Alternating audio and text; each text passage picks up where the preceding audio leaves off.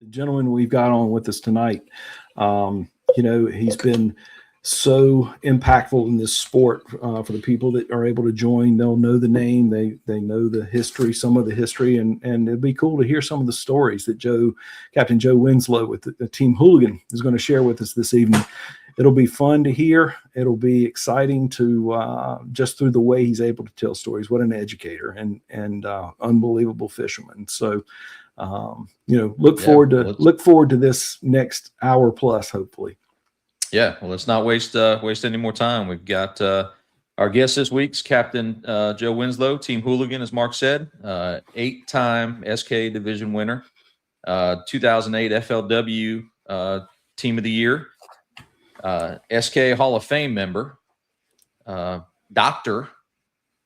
So, without further ado, Captain Joe, welcome to the Troll the Edge podcast, sir. How you doing? Hey, John. Hey, Mark. Thank you guys so much for allowing me to be here tonight. It's an honor. Joe, it's exciting to have you on board, man. I tell you, just some of the things that John just mentioned about you. I mean, some of the accolades probably, sitting here talking about it probably, makes you a little embarrassed. You shouldn't be, but I mean, you talk about a history. Holy cow, at least an 8-time division champion of the SKA, FLW champion, US Open winner, Hall of Fame inductee, a writer, educator. Holy cow, you got all the stuff, man. It's amazing. And, it's an honor for you to take part in the Troll the Edge podcast. When do you find time to sleep? Yeah, I know, right? It's been a busy 29 years, I guess. Wow. Something like that since our first tournament. So it's hard to believe. That's crazy, man. Well, you got a large collection of stories to share with us and a bunch of knowledge. And I know that there's going to be a lot of people on the podcast that love to hear this. And, with all of that, Joe, kind of to start this thing, you've had a career that most people could only truly dream about, okay, when it comes to just strictly fishing. I mean, all those accolades, all those championships, all the things that we just mentioned, untold amounts of accomplishments, an incredible educator of the sport, the writer, storytelling, all that. All that being said, 29 years later, would you go back and do everything again? Fishing wise? Yeah, just your whole career. Yep. For my fishing career, I would definitely go back and do it. I would definitely do some things differently. Okay. No doubt. And we can get into some of that, organically in this conversation as stuff comes up. But yeah, I mean, the whole sport is about a lifetime of learning, all fishing, not just tournament fishing, but sure. There's so many different lessons that we learn every single event.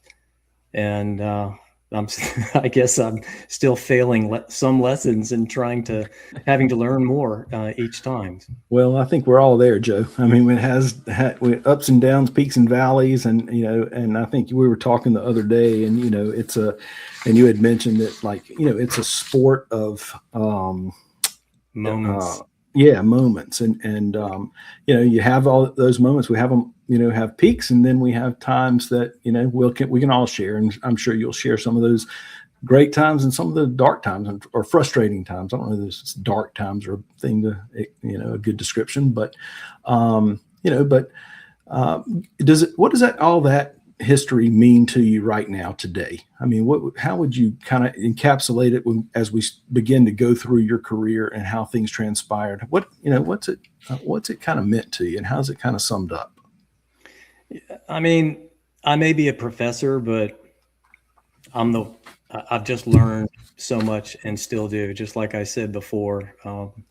But when I look back at the whole career, and it's weird thinking about it as a career because you don't think about it in the moment, but what stands out the most to me is not so much the individual wins or the individual failures or even the fish. And this may surprise you. And 15 years ago, I wouldn't have answered this question this way. But I think what stands out most to me now are the people that I've had the privilege of fishing with. Right. Because at the end of the freaking day, that's what it's about. It's the relationships that you build, lose, regain, redevelop, etc. All of that. And only now, when I'm an old fart, do I realize, okay, yeah, this is real. And that's what I remember the most. Especially when certain things happen, both good and bad, on the boat, you remember those feelings. And then you remember, well, who was on the boat with me? And I can name every one. And sometimes I remember that way more than I remember the individual details about some of the fish. Although I'll remember every single detail about every big fish, like every fisherman would. I'm sure. I am sure. If I can't, I would probably exaggerate it. You would make us believe that, right? I'll try to avoid that today. That's all right. I have a son that can do exactly that. He can make you, I promise you, he'll make you believe it, regardless if it's true. So it's good. It's good stuff. It's funny to hear you say that, Joe. I chatted with Randy Burton. Sheila and I were eating lunch a couple months ago now at Morehead City after finding bait one day, and he told me a story, and he just put it in the comments, reminded me of that the 2018 Kingfish Cup where they were fishing, they were struggling to catch bait, and you saw that, and Randy and Sheila were kind of just getting into the game, and you recognized what they were doing, and you told them, hey, meet me here at 3:00 and follow me. We'll get you bait. And wow. And that's what it's all about. So that's awesome. A lot to be said for that, helping people and Joe, as you say, as we get older, we do, the recollection of things, and those things, the individual wins and times that you are successful or not successful, it does come down to a culmination of memories of people that you're with and the relationships that you've made. And, as you get to my age, it really becomes even more vibrant in your thought processes, And, the day with Randy was tricky because there was a pretty good swell running, and the tide was, of course, going the wrong way. And the way the bait were set up at the inlet, it was a little sketchy. And so if you went out to the wrong part of the inlet, it just wasn't going to be any fun. So I'm certainly happy to help them with that. Well, the people remember that stuff, Joe, and that's those are the critical things in life. You make your statements there too, man. So make it in King Fact, you've made it in tournament fishing, you made it in accolades and all that, but obviously made impact with other people's lives. So let's do this. Let's take it back to kind of where it all started for you. Where, how did you get involved in the king mackerel tournament fishing of all things? And maybe even before that, as you were a kid, take us back with what happened that drove you to being so, so driven to be part of this sport. So a couple different ways to approach this. Back up a little bit in circa 95, 96, something like that. I had just gotten my first center console, and I grew up fishing my whole life, on Ocracoke, and 96 had my first job. I thought, all right, it's time to make the plunge and let's get a real boat. So I bought an Edgewater 24 and started doing nearshore charters out of Ocracoke. And then, that resulted in the foot of year disease. So the boats kept getting bigger, went from that to a 26 to a couple of contenders and then on up the chain. But my point is I was actively chartering during the summers only. So I'm only technically a part-time charter captain, but it was cool. For a couple of years I was, chartering out of Smack Nallies, and the rest of the time I was running out of my house or literally meeting people at the boat ramp, doing that scene. And my point to that is, at that point, king mackerel wasn't a desirable fish to me. It was kind of a nuisance. Anything that bends a rod on a charter is a good fish. Sure. But up there, people want to catch something to eat. So I was fishing the wrecks a lot, and various other spots that would produce mackerel occasionally. And it was, fun and everything, but I felt like it was just not something that was accomplishing the mission that, the clients wanted. So flash forward to Myrtle Beach or Little River, 1997, when I moved down there to take my job at the university, Coastal Carolina University. Go Chants. I met some dude named Mike Everhart. Okay. Yeah, cool dude, drove this super cool green truck, and he had this green, dark forest green 31 Contender with big stickers on it. And it looked like a NASCAR thing. So I immediately knew he must be, some type of competitive fisherman. And at that point, I had no idea. No idea. I was so naive that there was this tournament circuit. Because remember, all my fishing is up on the Outer Banks. And Right. With the exceptions of, some of the old timers like, Jimmy Dupree and Carolina Girl and some of those folks, I just didn't interact with anyone up there that fished the mackerel circuit, even as close as Morehead City. It was just completely foreign to me. Right. So Mike hands me an Angler magazine, which was the publication of the Southern Kingfish Association. And I went back home and read that, and I was like, wow, this is crazy. I can catch a king mackerel. And so literally the very next day, I was keeping my boat at Creek Cove, and I had them put it in the water. And I went out and I got to the inlet and found some bait, caught some bait. And then I realized, well, I'm brand new here. I don't know where to go. And so I had this really awkward conversation with some stranger on the radio giving me lat longe for the 90-90s. Some smart ass got on there immediately because I'd heard there was a bite there. And I asked, I was the dumb guy on the radio, said, anybody catching any fish today? And somebody said something about the 90-90s. And I said, well, where are the 90-90s? And then some, smart ass got on and said, it's the 390. And, I knew what Loran was, but I didn't have one on my boat at that point. So anyway, few minutes later, I finally had some soul that felt sorry for me and gave me the lat longe. And so out I went there.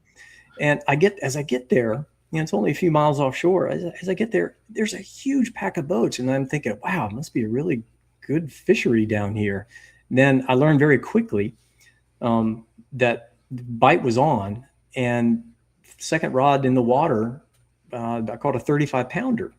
Wow. And I pulled it in. I just tailed it. I didn't even have a gaff. I wasn't planning on keeping anything. And the boats right next to me started cheering. And I thought, oh, wow, people are really friendly down here. And so I put the fish back in, and they started screaming at me. Like they couldn't believe I released the fish. Really? Yeah, because I wasn't going to keep it. I was just out there having fun. I had no idea that the Frantic Atlantic Fall Tournament was going on. Oh wow! Yeah. Oh wow! Yeah, like 300 boats, and anyway, so that was part of my introduction to the sport. So that was an introduction to the tournament scene, and you weren't in the tournament. I was not in the tournament. Okay, so wow, so you got an experience of tournament fishing from afar. Yeah. Maybe somebody can fact check one day and figure out what the winning fish was in that tournament. That would have been fall '97, the October Frantic Atlantic. I have no idea. So, but anyway, so that was the start, and I got to fish with Jeff Drake. He's one of the first anglers I met. His boat is named The Law. Mm-hmm.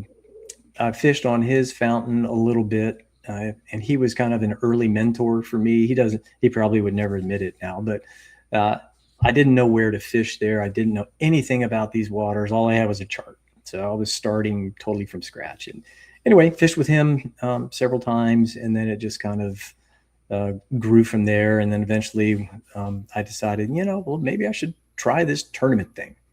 So first tournament was up in Hatteras. I figured to fish my home waters. There you go. And so how did that all 98? Well, let me back up just a minute. Yeah. Your connection to Ocracoke, okay, is that is that where you're from, or did you have family there, or it was at a summer home, or what was that connection for you, Joe? Yeah, that's a super fair question. The simplest way to describe it is that my parents were divorced, and I lived part of the year in Virginia when I was young, and then part of the year in Ocracoke. Gotcha. Okay. So that's kind of the easiest way just to describe it. Understood. But it spent every summer of my life there, have lived there full time, taught school there. That's how I got into grad school, I guess, was by starting my teaching career there. Okay, so fast forward to that first Hatteras tournament for you. How did that first tournament play out for you, since it was in your home waters? Yeah, that was pretty fun. We fished right outside the inlet, literally right outside. There's an excellent temperature break. This was October or something, and I ran out of bait, catching 25, 28 pounders, and I had no concept, that was not a winning class fish back then. But I was just happy to go to the scales, so I went to the scales after I ran out of bait. So I was there about 45 minutes early, and George Summerlin, old school George Summerlin, some of you probably remember, walks up and goes, "Well, who are you?" So I had to try to explain, where it's from. Ocracoke, you from Ocracoke. So I had a colorful conversation with him. If you've never met George, you missed a really, really good dude. He was hilarious. Well, I've heard. I have not met him. I did not meet him, but I have heard a lot about George. He got a reef named after him, but that's something to be said for that, right? Yeah. Here's a good George story. I'm sorry. I'm probably going to interrupt you every now and then with stories, but this is a quick one. The first tournament we ever won was the Brunswick Isles Classic in 1999. And we had two good fish in the bag. And when we carried the bag up and unzipped it, George was on the microphone. And I'm probably going to get in trouble for saying this, but he leaned over and he saw both fish and he looked at me, and there was that awkward pause. And I thought, oh boy, here comes a zinger. He's like, "Winslow, you're luckier than a 2-dingle dog." So he put it on you twice then. He did, yeah.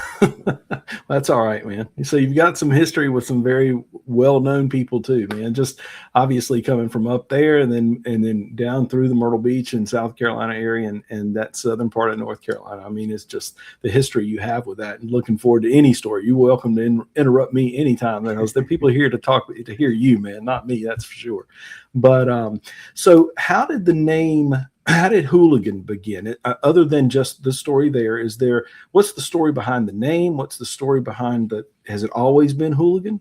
Yeah, it's always been Hooligan. I went to the University of Virginia for undergrad, and up there, of course, the Wahoos are the unofficial nickname for the university, even though technically it's the Cavaliers.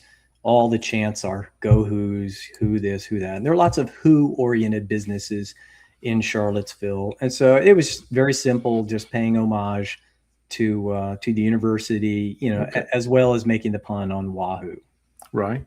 Okay. So, or indicative of my character, depending on whom you ask.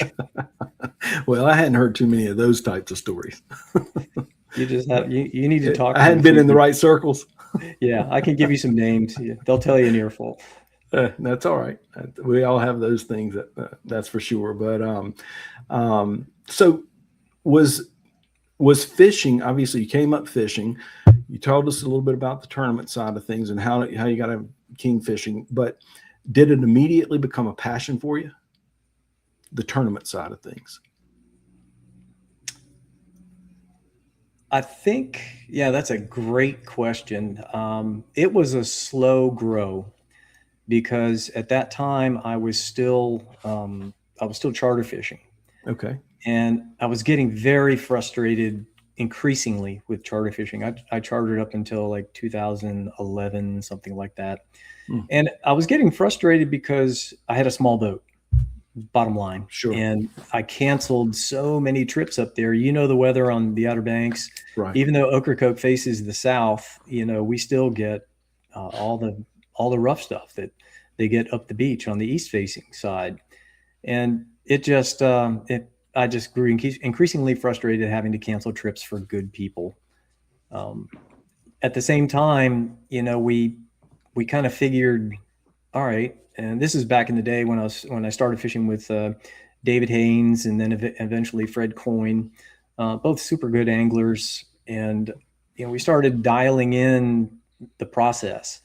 And I learned a lot from Fred because he'd had more tournament experience than I had. And David and I kind of learned from each other, kind of fumbling our way through it. And anyway, long story short, I think once we caught that Brunswick Isle fish, suddenly we realized, wow, this is fun when you win. Yeah. And I think that was when we thought, all right, let's give this a go. And it just kind of grew organically from there. So being successful obviously helped stir the passion. But, for every one of those successes, there are, 3-4 complete disasters, just like you would expect, especially as we're stumbling through that area when we got to fish up there. I know everybody kind of thinks back then, they kind of associate our fishing up there rather than down here, and with good reason. It was wide open back then, and we didn't have a whole lot of competition on some of the spots, and some of the spots were secret, as everybody knows. Sure. And so, and they weren't always there. It was fickle, like it still is now. Right. But we decided, let's give this a go. There's enough going on up here. Well, let's try this and see what happens. And it was a blast for the most part. Was the for you the sport back then when you first started, was it much different than as it transgressed or went through the subsequent years? Have you seen a big difference in that, Joe? And we'll talk more about how it's changed, I think, in the perspective on that. But kind of leading into some of this, I mean, tell us a little bit about from when you started back then to where it is now. Just the feel, the desire, and just maybe the intensity level or something. I don't know. What's the difference for you? Well, as far as intensity goes, I think anybody who knows me or knew me back then would say that I was pretty high strung back then as a captain, as an angler. Probably not in a good way, and have obviously mellowed out a lot since then. But when I commit to something, and it was pretty tight there for a while. But I mean, the sport has changed so much since then. Many things are the same, but you just have all this new technology, all these incredible boats, and everybody's awesome. We're all doing the same thing. We all watch social media. We know what the techniques are, and there's all this information being exchanged in real time using various media, and most recently, Starlink connections and everything.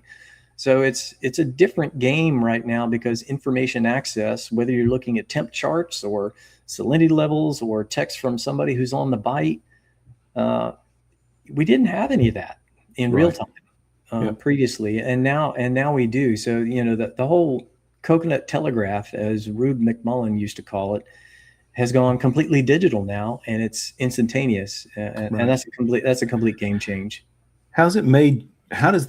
All that being said, how does that make your perspective on the sport? Has it changed it? Has it muddled it for you? Does it frustrate you a little bit to see some of that? I'm not frustrated with that. I mean, it makes everybody more efficient, and that's just natural evolution. So sure. We adapt and carry on.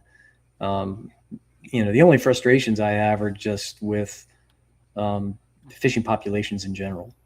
Fishing is tough right now, and we can talk about that a little bit later.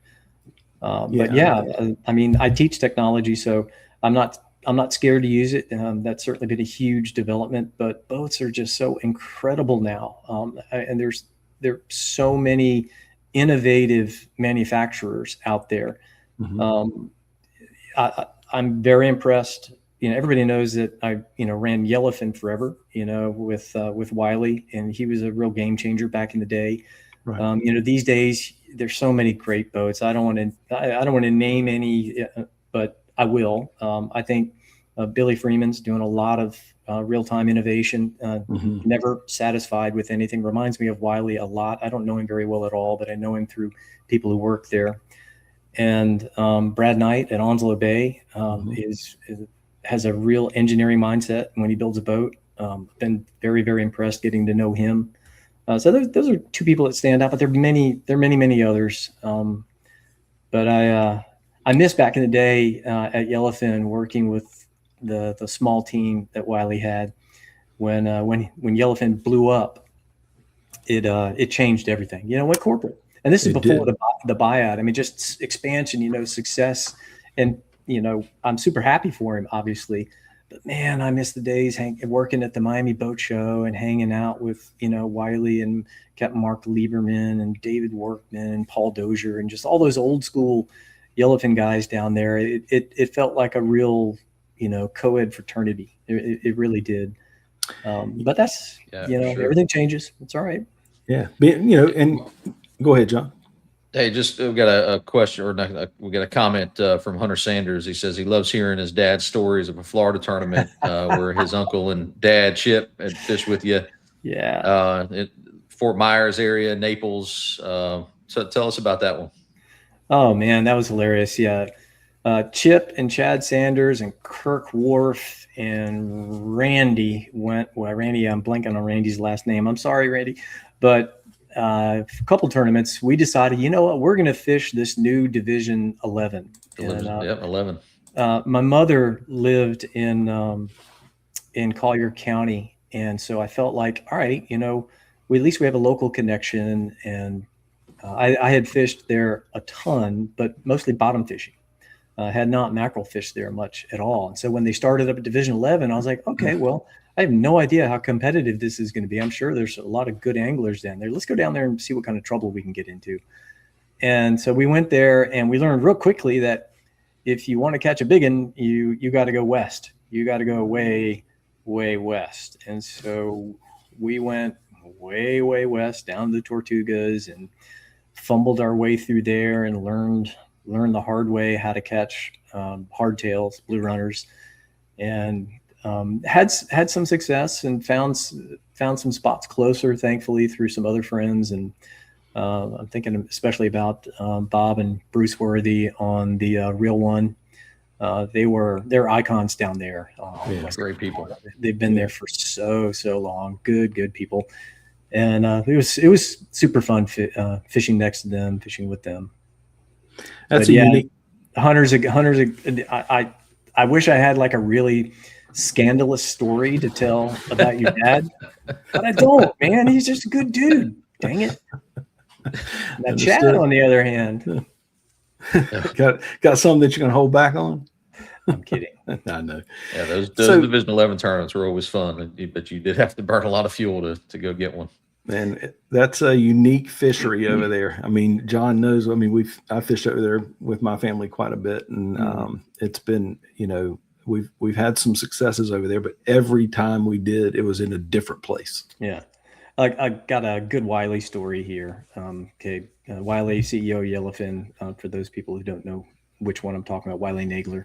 Right. I wish he were listening to this because I'd love to bust him on this.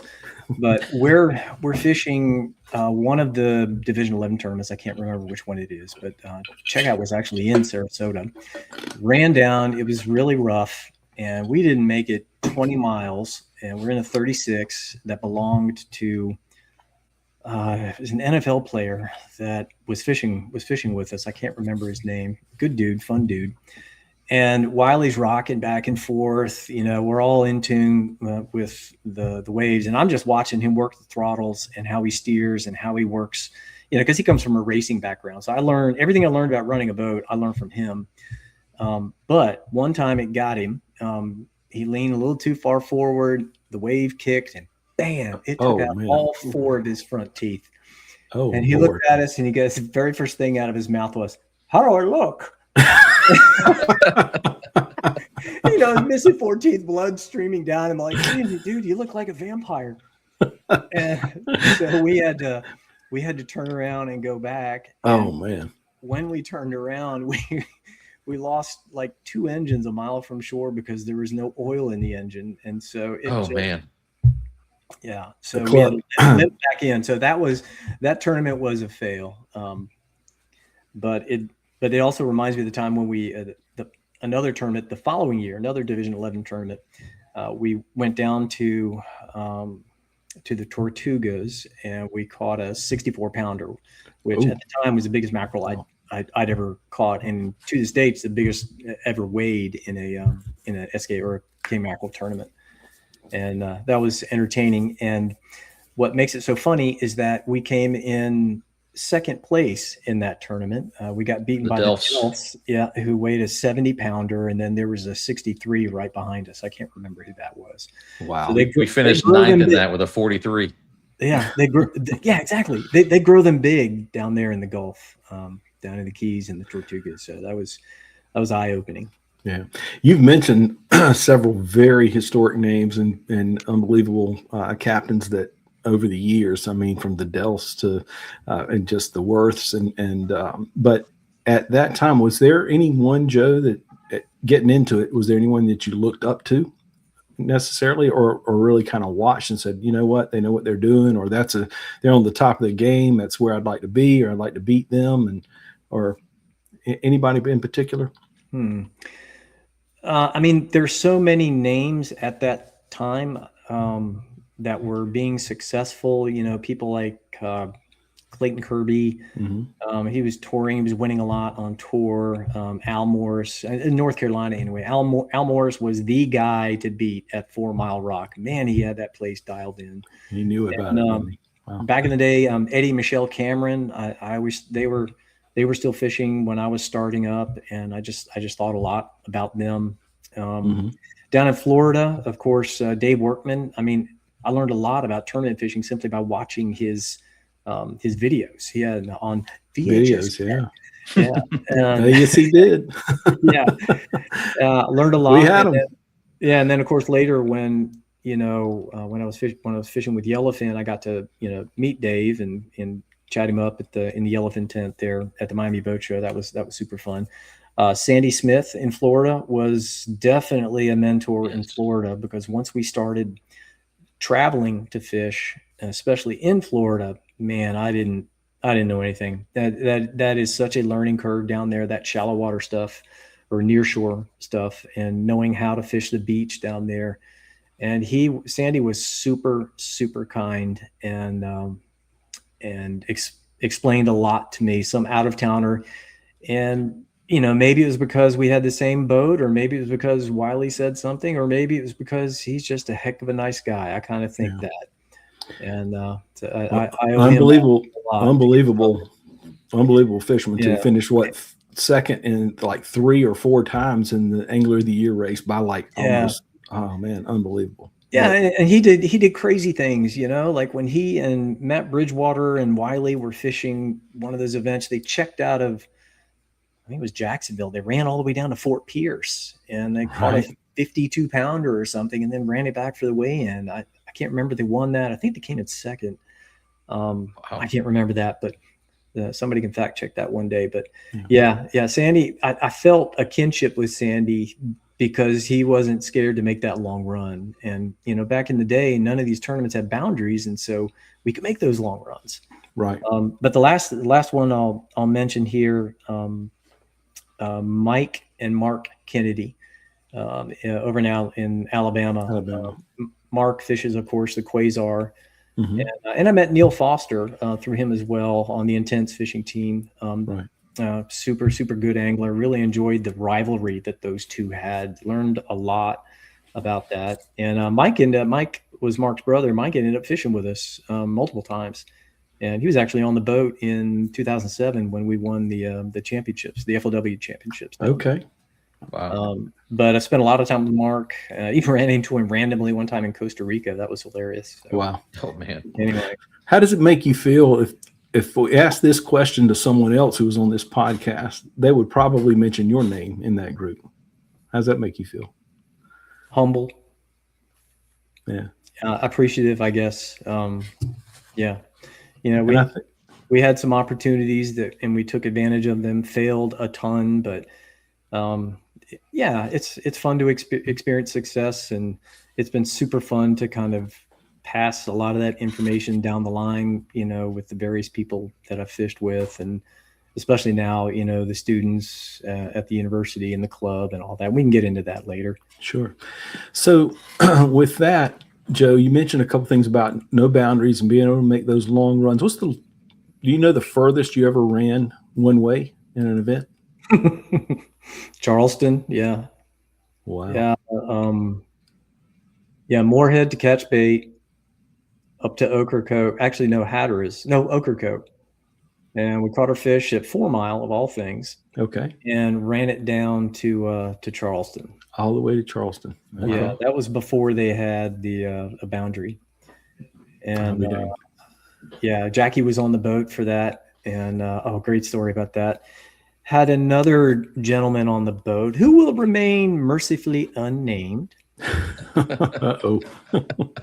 As soon as we caught that fish, he started getting nervous about the run because the logistics. Because he lived around Moorhead, and he didn't want to have to.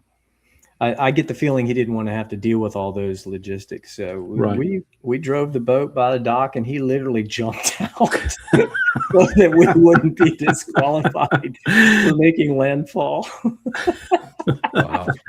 And he made some excuse about a sick relative, and if that story ended up being true, then I beg forgiveness. But the timing just seemed too suspicious to me. Understood. So, but he literally jumped out as we drove by because we didn't, the rules are the rules, and that was right. Do you feel like your willingness to make those long runs, and we'll hopefully talk about some of that strategy, do you feel like that kind of separated you guys from maybe others who didn't know to, or whatever? You had that knowledge that was building up, and yeah, at the time, yeah, it was definitely an advantage to have high confidence in an area that other people didn't have confidence in, and so we were willing to make those runs, and we can't really do that anymore. Unless it's a checkout event like, in November, and everybody's running up from Moorhead to Hatteras. That's a long run. But, this stuff, running, 160, 170 miles each way, that doesn't happen anymore with the boundaries. And I get that. But yeah, it seemed like just the smart way to leverage what we thought we knew at the time. And it didn't always work out. Right. We've always been a hero or zero kind of strategy team. We are not one to fish for points very often. So was that one of those things that you were okay with, and you had to make sure that your team was understood that they needed to be okay with too? Hey, we're going to win. We're not fishing for anything but a victory, and whatever happens. I think pretty much all of us have always believed that there was a shot. There are certainly events where plans break down, and you lose confidence in something. But I just don't see us as a points strategy team very often. Right. Now, having said that, there are obviously moments in tournament fishing where you have to do what Mark Kennedy calls it emergency fishing. Right. And it's so true where you can go hog hunting, you wait through the tide, wait for the major, do whatever your timing strategy is, wait till the switch, whatever. But then at some point the clock's ticking and you got to make a move, especially if it's a 2-day tournament. You got to weigh something. And especially back in the day when tournaments were 2-day without any mulligan whatsoever on the second day. You couldn't weigh 2 fish on the second day, in other words, like back in the old SKA days. And when that happened, man, you had to time that well, and you better have a backup spot that, had smaller fish where you could at least weigh something so you got a shot the next day. Right. And so we've been burned by that many times. Right. With that being said, Joe, you fished a lot of different platforms. You fished, aggregate tournaments, big fish tournaments, points collections. Of all of those different types of series and stuff, what do you think is the most telling of success and being consistent? You feel like it's a point strategy or based on weight? If you were like fishing 5 events, like the old, Angler of the Year races and things like that, what was your what did you enjoy the most? Let's put it that way. As far as format goes, definitely the FLW style events, which used a PGA model where you have cut scores. Yep. And you make it, in their model, if you made it into the top 5, then you got to fish on the final day. Mm-hmm. And I always really liked that. And of course, because TV was associated with it, and Sure. there's so much drama that's captured in this sport, it just made so much sense to do what they had done successfully in their bass shows. Whereas you let the tournaments sort the field, take the most successful people, put them on camera, and see what happens. And I think that was the most fun. Whether we made it in the top 5 or not, I just found that so engaging, and that is something that is so missing right now. Is a really well produced TV show. I'd love to see that again. So I the short answer is cut scores. I like that model the best. Points versus pounds, back and forth. I think points are the fairest way to do it, so that somebody's not riding on one moose that they catch for the entire year. Having said that, it's kind of cool to have a big fish on the ledger. Yeah, but the fairest thing to do is points, no doubt. Kind of a NASCAR model. Understood. As you were going through your career, were you aware? I mean, this may be silly because you had an incredible website, number one, that I think that was prior social media, and it was kind of the start of all of this. It was like hooligan.org or something like that, if I'm not mistaken. And so you told a lot of stories on that. You shared your experiences, and I think it was something that was really unique to the fishing community that I'm not sure that anybody else was doing. I know it was really cool for us to watch. Me and my sons. I shared a story with you that my son Crockett printed off to this day. I have a binder with all of your stories in that he did, and he printed off when he was a kid. So anyway, but were you aware of the impact that you were having on the sport at that time? Not a clue. Not a clue, really. I mean, that emerged out of two, I guess, there were 2 reasons why I pursued that. One was academic. I wanted to be challenged with a project where I was teaching I teach instructional technology, in case anybody's wondering, which is not quite computer science, but a lot of it, at least especially back in the day, was development oriented. So I was writing apps and stuff and programs, stuff like that. And so I wanted a project that would allow me to build a database driven website. And this type of online journal to me seemed really, really appealing because I could kind of archive for my own benefit, some of these cool experiences that we were having. And second, I think it kind of gave me an opportunity to control the narrative a little bit, especially later as, we had some success and people would get the stories all wrong. And, some people, of course, would say bad things or dumb things about it. And I thought, you know what, maybe if I start this, I can at least control the narrative. And so I would post those stories, and there were a few comments here and there, but it was mostly just a personal archive. What I didn't know at the time was that it was also putting a bullseye on my back. Right. And so we started experiencing, people following us and just doing dumb things. So that was an unexpected consequence. Maybe I was naive. I probably was naive at that time, but anyway, I still have all the stories archived. They're fun to read every now and then. They are fun to read, man. You should be proud of that. You did for sure. The way in which you articulated them, I mean, it's pretty special, man. I mean, in the day and age of AI and all the simple things that can happen. I mean, it took talent and skill and a desire to do that. I mean, that's not easy to be, if you're a writer, you have to get into a creative, I write some myself, so I understand you have to get into a creative mindset that from personal experience and in your voice. And you did an amazing job at it, and it was really cool to have that as I was getting into the sport, to be able to review it and try to understand and learn more about it. I mean, those are the only ways that we learned, and pretty cool. And well, so I appreciate that. I'm glad somebody read it. So no, there's a lot of people that read it, I think, man. Well, and it also, a lot of other folks to kind of follow suit. Your stuff would come out, and when Jeff and Nancy Dunbar got into it, they were, they had a website where they were writing after the events and kind of recapping what's happened. So it was for somebody who wasn't at whatever tournament, it was kind of cool to read the recap, and see kind of what happened for the weekend. I mean, at the end of the day, this whole sport is about making stories, and the stories are born in moments sometimes you're ready for, sometimes you're not. And no matter what happens, it's a story at the end of the day. And so it just felt right at the time to write about that.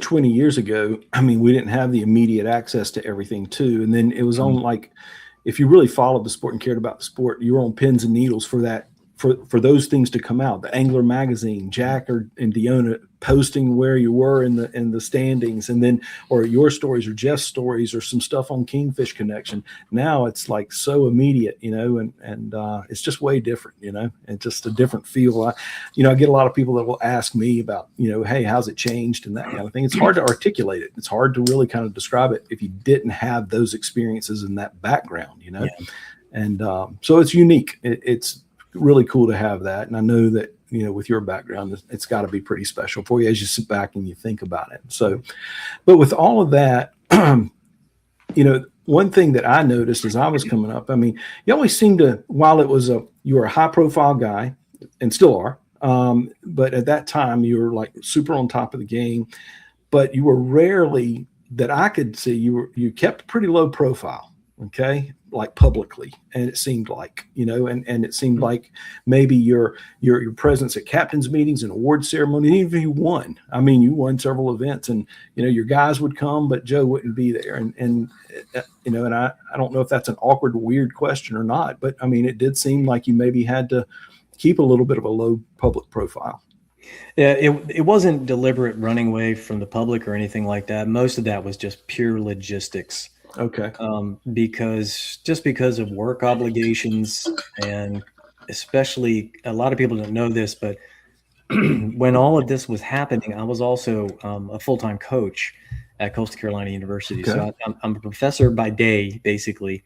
And then in the afternoon, I was a pole vault coach, and I coached for 11 years there. Wow. And you can't be a part-time pole vault coach. You have to be there to develop those relationships with your athletes, and you have to be there at the events on the weekends. And often the track meets conflicted with the tournament schedule. And so there was lots of juggling going on. And, then, at the same time, they're all personal stuff going on, sure, family stuff and everything. But work was double time for me at that point. And it was for about 10 or 11 years. And that was during the thick of it when we were super active. And, it's also when gas was so much cheaper, and we were all able to fish a lot more. At least it felt like we were. Yeah. Speaking of coaching, Joe, talk to us about a bet that you made with your athletes over one event. Yeah. Yeah, this is a good story. So this is the Greater Wilmington Tournament 2002. Yeah, this was, at the time, the first tournament to offer like a $100,000 first place prize. That's what they advertised anyway. And so everybody was excited about this. Wow, big money in the tournament, et cetera. And my athletes and I were very close, and they said jokingly, all right, Coach Winslow, if you win, you got to buy us a new pit. And to be fair, we needed another pit. The pit was just in bad shape. Right. And for anybody who doesn't know, the pit is the thing that you land in after you jump when you're pole vaulting. So I said, sure, let's do it. So flash forward to the tournament. Do you want to hear about that? Absolutely. Yeah. Okay, Yes. because this is one of the funnier stories. Gotta and hear this is- about that. This is a Fred Coyne story. Okay, Fred was one of my original teammates, and he's now like big time builder, politician guy. So hats off to him. And we meet occasionally for pizza still. And I still bust him about this. But anyway, so this was one of those tournaments where there was a checkout at Wrightsville at Masonboro. There was a checkout at Masonboro.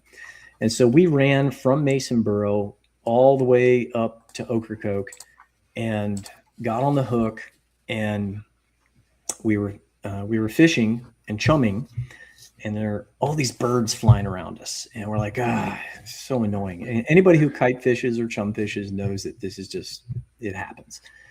And of course, this bird dive bombs a piece of chum and gets all tangled up in one of our lines.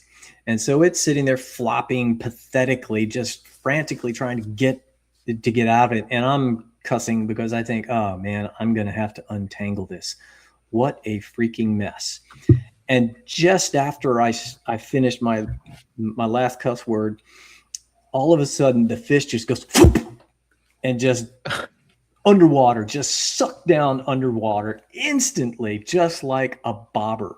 Okay, Wow. This is just like brim fishing, only there was like this implosion. Right. And the rod just starts screaming, and I'm like, oh my God, it's a bite. And then pow, the line breaks. Oh my Lord. Oh man. And so we're dejected, of course. And anyway, so I reel it back in. The bird is still attached, by the way. So Oh my God. waste, at the time untangling that. But the bird popped up. I was like, huh? And he's shaking his head like, what the heck just happened? What just happened? It was so funny. Wow. And anyway, and then to make it even better, like one fish later, one bite later, we miss another strike. And no, wait, I'm sorry, we didn't get another strike. We were bringing a bait in to check to see how lively it was. It looked like it was hurting. And so Fred is literally taking the bait and he's lifting it up and he's like wiggling it just to kind of see if there's any life left in it, because we're running low. Okay, this is late in the day. Right. And so he has it probably 20 inches from the leader, 20 inches from the tip. It's really close to the boat. He's just kind of doing this, and all of a sudden, in another explosion right there next to the boat, line starts screaming. He's like, I'm hooked up. And so off we go. And yeah, so that was the fish. But anyway, I have no idea if that was the seagull fish. Right. It was just such a bizarre string of bites to have, first the seagull and then right next to the boat. I mean, not 20 inches of line from the tip. That's insane. To the leader. It was ridiculous. They call it the fish, boated the fish, right? Yes. Yeah. We boated the fish, and that was, and then we ran back down all the way down to, they had the weigh in at the battleship on the waterfront, on the waterfront there in the Cape Fear. And that was super fun.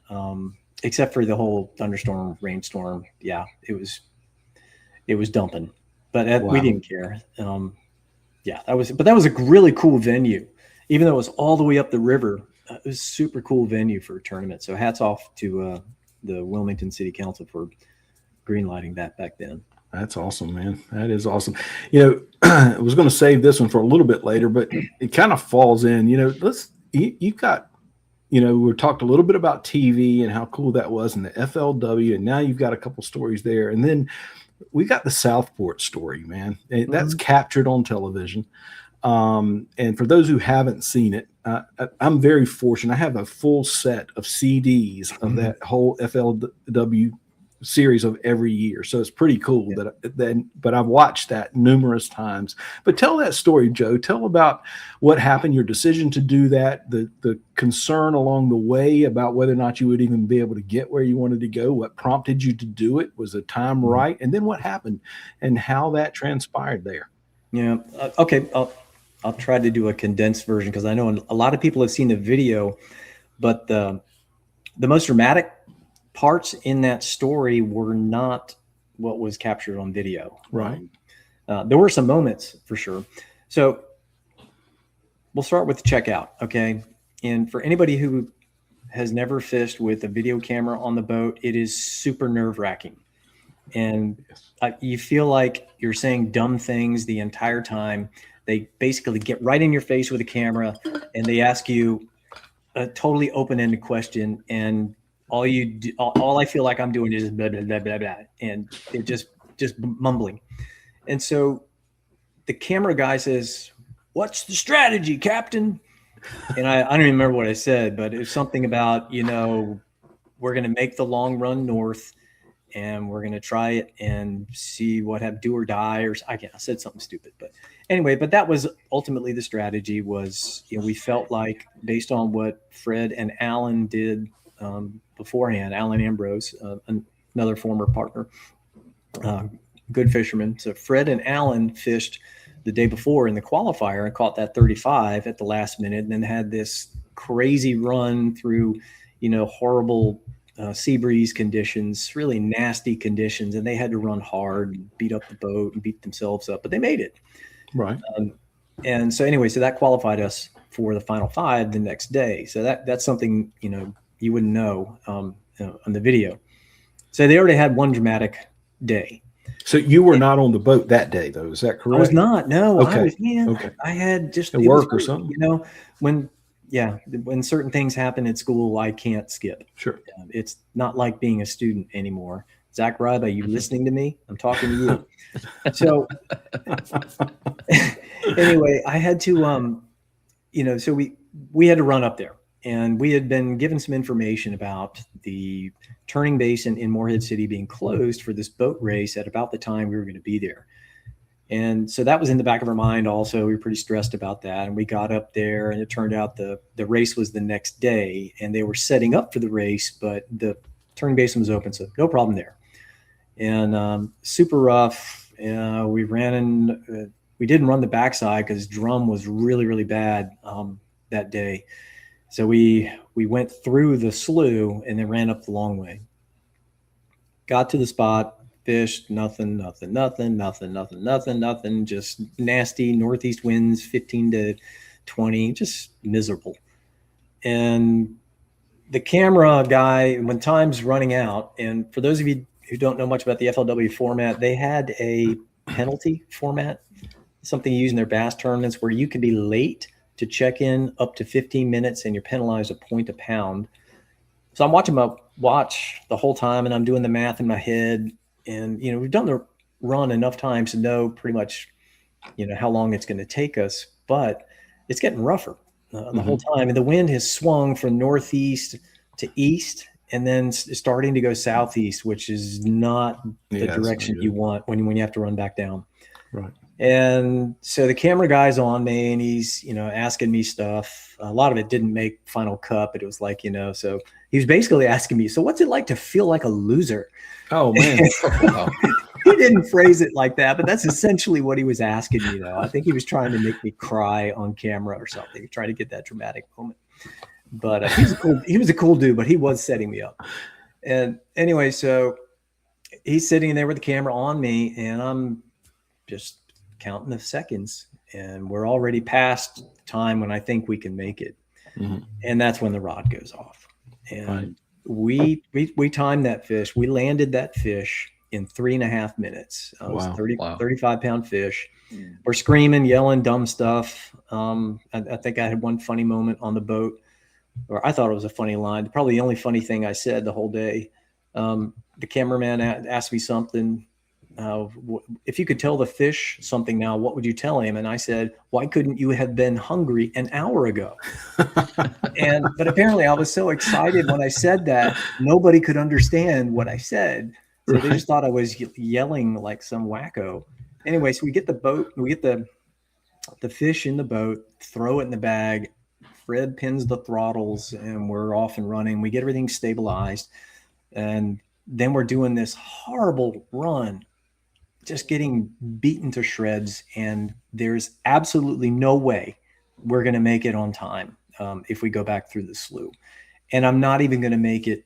I'm not even going to make it to Drum Inlet. I won't even make it that far. And back then, a lot of people don't know this, there was another inlet that had been carved out in the hurricane. Mhm. and it was not really a navigable inlet. Desperate times, desperate measures. I knew there was a little water there because we had drum fished it. And when we got to it, I told the guys, I said, guys, this is the only shot we have. This is a winner. And if we do this, we're going to have to hang on. And so we buckled down as much as we could, and we turned, and this was not captured on film because all the camera gear is away.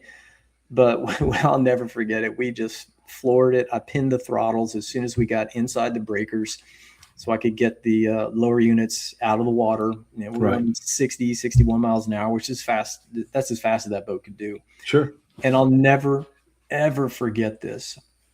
The challenging part to that inlet at that time, it's filled in since then, but the major challenge was the flat on the back side. There's plenty of water right at the inlet, and that's why it was such a good drum fishing spot. But I'll never forget, there was a fly fisherman standing in knee-deep water. Oh, wow. Wow. Oh, my gosh. And You buzzed him? No, I didn't buzz him, but I mean, he was close enough to give me that "you're a freaking idiot" look. Right. And I have the throttles pinned, and I've got, I have my rough water props on, my 4-blade props on. So they're going to bite a little bit better than the 3 blades and raise the stern a little bit. I'm really glad that I did. And we bumped once, but we kept our speed. We bumped again. We kept our speed. We bumped a third time, slowed down a little bit. I thought, oh boy. And then I swear to God, like there was a cloud parting and there was a little bit of sunshine that showed just a little bit of shadow. And I thought, man, that's got to be some deeper water there. And so I kind of edged over. We made it in there. I was able to trim the motors back down, and then we were safe. Wow. But that was just the beginning. I mean, we had that whole white-knuckled run back wide open the whole time. And we get around the bend there at Southport, and we have to check in up the creek, and we run out of gas in one engine. Oh, my. Totally. And this is a twin engine boat. This is my 31 Yellowfin. And Right. the gas starts sputtering, and the engine starts sputtering. And I know exactly what it is because the guys ran out of gas the day before when we were taking the boat out. Right. And so I start screaming at Fred, pump the bulb. And so he dives into the bilge and he's, doing this and doing this. And finally the engine just dies. And so I trim the motor up, and I'm just praying that the boat stays on plane because I had 250 Yamaha F250s at that point, and those motors that boat would not plane on one engine. Right. So you couldn't get it up on one plane. Right. Plane on one engine. But it held, and we trickled in at about 28 miles an hour to the boat ramp. And we got there with 4 minutes to spare. So we were 11 minutes late. So they penalized our fish 11 pounds. And somehow that worked out. And But it's still. We still won the event. We did. We won the event. Yeah, that's awesome. It was crazy. But like I said, the most dramatic moment was definitely a dangerous moment. And it was one of those calculated risks. I mean, we were all tucked in, ready for impact. And we were all well informed, and we all kind of nodded in agreement. I guess it would be similar to, any intense experience where you have a small team of people and they have to make an instant decision about going into harm's way. And I'm not over dramatizing it there, but we could have gotten hurt, Sure. And the cameraman did not understand that language, right? He was so excited. He loved every minute of it. Good. He was a hardcore bass guy. We had him on the camera in Biloxi too. Okay. Just a super, super good dude. That's awesome. Really tough, really salty, Nice. tough, strong guy. He could handle anything. So he was trying to set you up though to be a loser, but did you turn to say that's how it feels to come through the perils? I didn't do that, and he was being subtle. He's obviously very good at what he was doing, but probably secretly, I don't know, maybe they get paid more if you get something emotional on camera. I don't know, but Well, it was always pretty defeated, before that Yeah. rod went off. it came across though as an exciting, definitely an exciting episode, and you did a great Yeah. job with that. The the narration of what was going on too. Was that the one you said? Can you imagine what I'm feeling right now, or thinking right now, or something like that? I think that was the one. Anyway, it was one of those. No, I exciting think that was Biloxi. Oh, was it? Okay, might have been. I can't remember. Because that show that was captured on film also, and that was Yeah.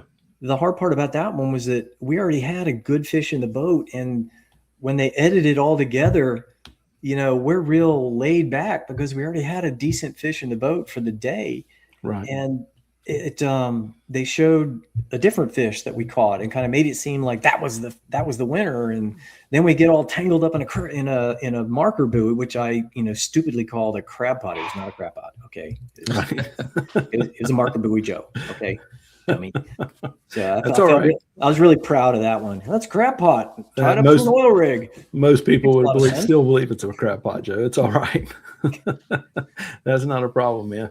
Well, that's definitely an exciting story. And if I'm not mistaken, I could be wrong, but I know you won at least 2 FLW events, and you might be the only person that ever did that. I don't think we are. I think Randy Griffin won. Did he?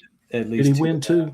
Okay. Pretty I know he sure. went on a run right there, but I Yeah. Yeah, Randy had a really good Yeah. couple of years in the FLW.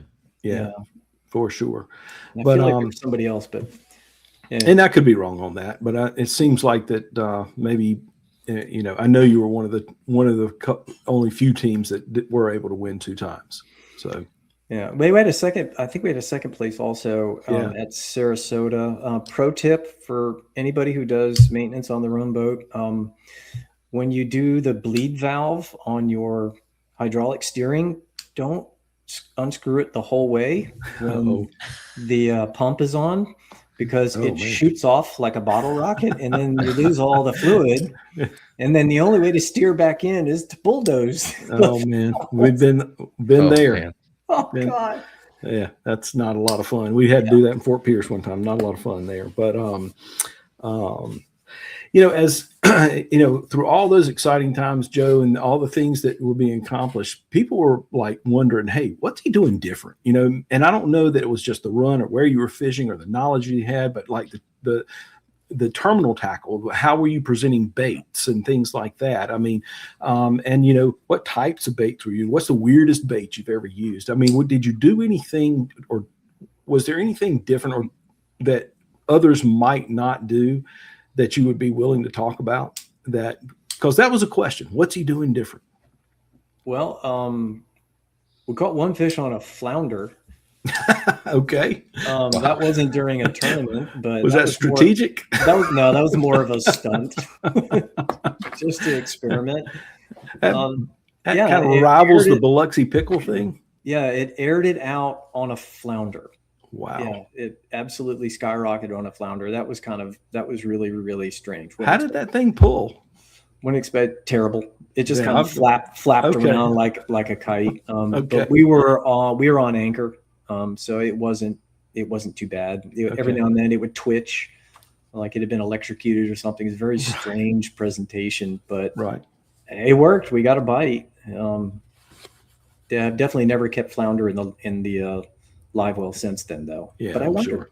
I wonder. Maybe that's the next ribbon fish. I don't Hey, know. when is you go. flounder Who season knows? open again?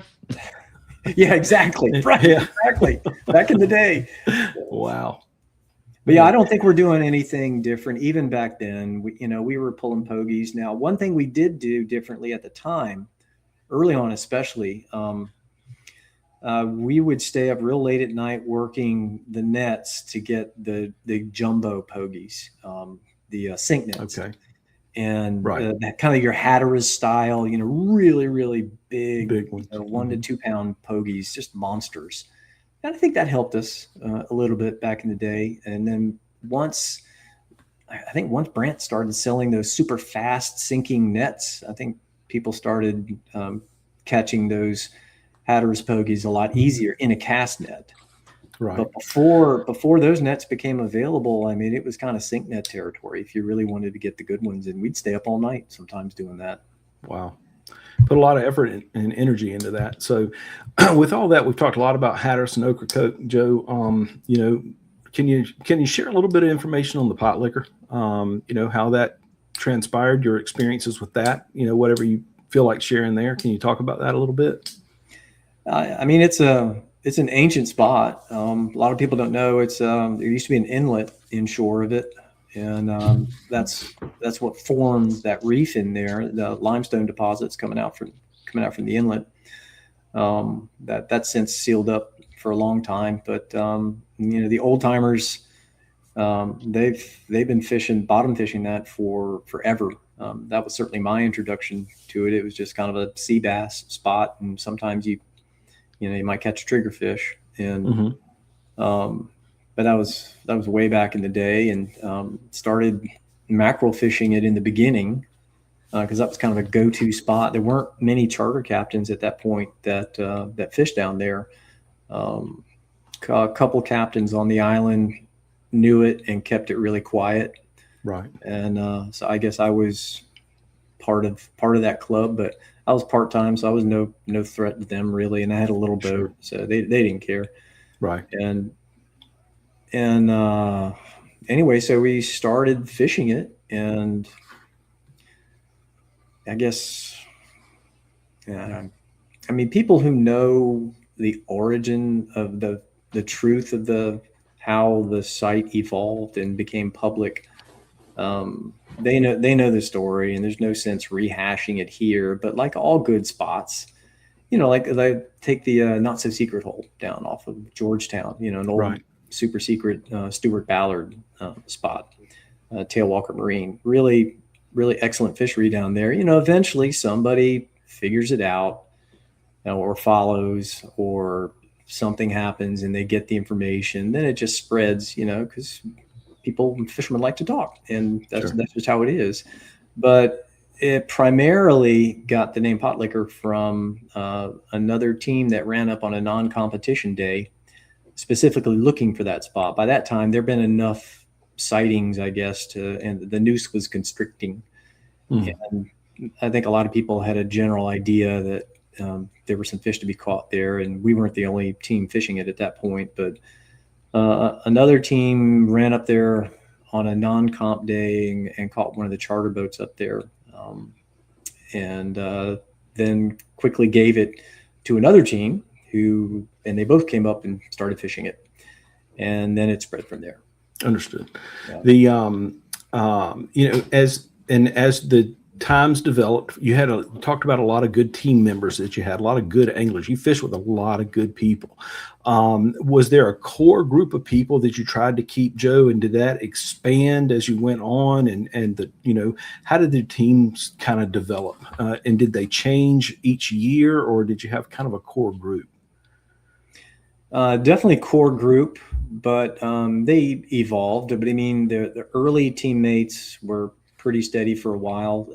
David Haynes, Fred Coyne, then later Alan Ambrose jumped in, and I even fished with Dean Spatholt for a little while. And we fished Biloxi together with David one year. And if there's one regret I have for my whole tournament career, it's they spent a whole week, the two of them, down there pre-fishing because I was working, and they found some fish, and we went to the spot and we got the bites, but we just couldn't execute for various reasons.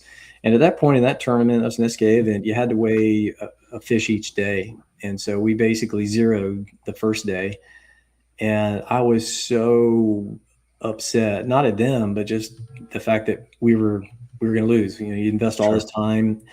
And anyway, so I got frustrated, and I told them there's no point in us fishing tomorrow. We should leave. And they were like, well, we could catch a single big fish of the day or something like that. But I was mad, and I left, and I let them down. And I've talked to them and apologized to them about it previously, but that was definitely a regret. So anyway, but they're both excellent fishermen, and Fred and Alan fished with me through the FLW years, And at some point when one of those shows aired on TV, I had 5 or 6 students, I think it was 5 guys and 1 lady angler, walked in my office one day at school and said, "Hey, we saw you on TV, can you teach us how to tournament fish or mackerel fish?" I can't remember what they asked.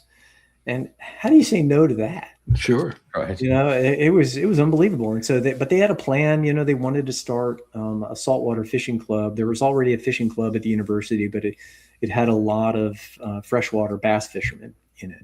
Mm-hmm. And so we went through the process of creating a new club called the Coastal Saltwater Anglers. Still exists today, and we've had as many as 100 and some members. And it's just insane how big the club can be. It varies year to year, but that's been so much fun. Kind of, I guess in a way, maybe it was me giving back, but I got a lot out of it too. It's been a real joy, especially those OGs. I still fish with all those guys, and we have reunions at Ocracoke, and they're just good, solid people, and not just great fishermen. They all turned out okay. Yeah. I'm still worried about a couple people. Just kidding, Paul. So that's kind of how the club got started. So you're obviously still engaged with it in some way, shape, or form. Is that correct? I am. And it's been a little bit challenging with the new group. Not so much them. It's more me because of my time availability. I've been an administrator at the university for about 10 years until last year. I finally stepped down. Mm-hmm. And so now I'm just faculty, and I'm not coaching anymore. So I have more time. Okay. So I've been able to fish with them a little bit more and look forward to doing even more with them, especially in the fall, because that's when they're really here. I wish more of them stayed for the summer. I'd fish with them, but right. A lot of them go back home and whatever their summer jobs are. Right? And everyone in the club is associated with the university. Is that correct? Yes. Okay. Yes. They're all students. Good. Well, I know a couple of people from there, and they've always had great respect for it and appreciate the club. They obviously appreciate you. And then I think it's affected, the pathway of their life, the passion certainly for fishing, and their knowledge of it. So that's grown. So that's pretty cool to see, and to see how you develop teams and then rolled into that. That's it's been fun. It's been more than fun. It's been really gratifying. Personal moment. Obviously, everybody who knows me knows that we don't have kids ourselves. We tried, failed, miserable, nothing but sad stories there. Right. So in a way, being able to work with these university men and women in this, capacity has been kind of a cool experience for me to, do some mentoring and Sure. develop these personal relationships. And it's been super fun watching these OGs kind of evolve their professional careers now, many of which have made it into the industry. Mm-hmm. And, it's kind of like, I explain it to people like, yeah, there you go. Yeah. Oh, that's awesome. Yeah. Like Stephen Vandenheuvel. Excellent. Thank you for posting that. If you haven't seen sword.com, you need to go check it out.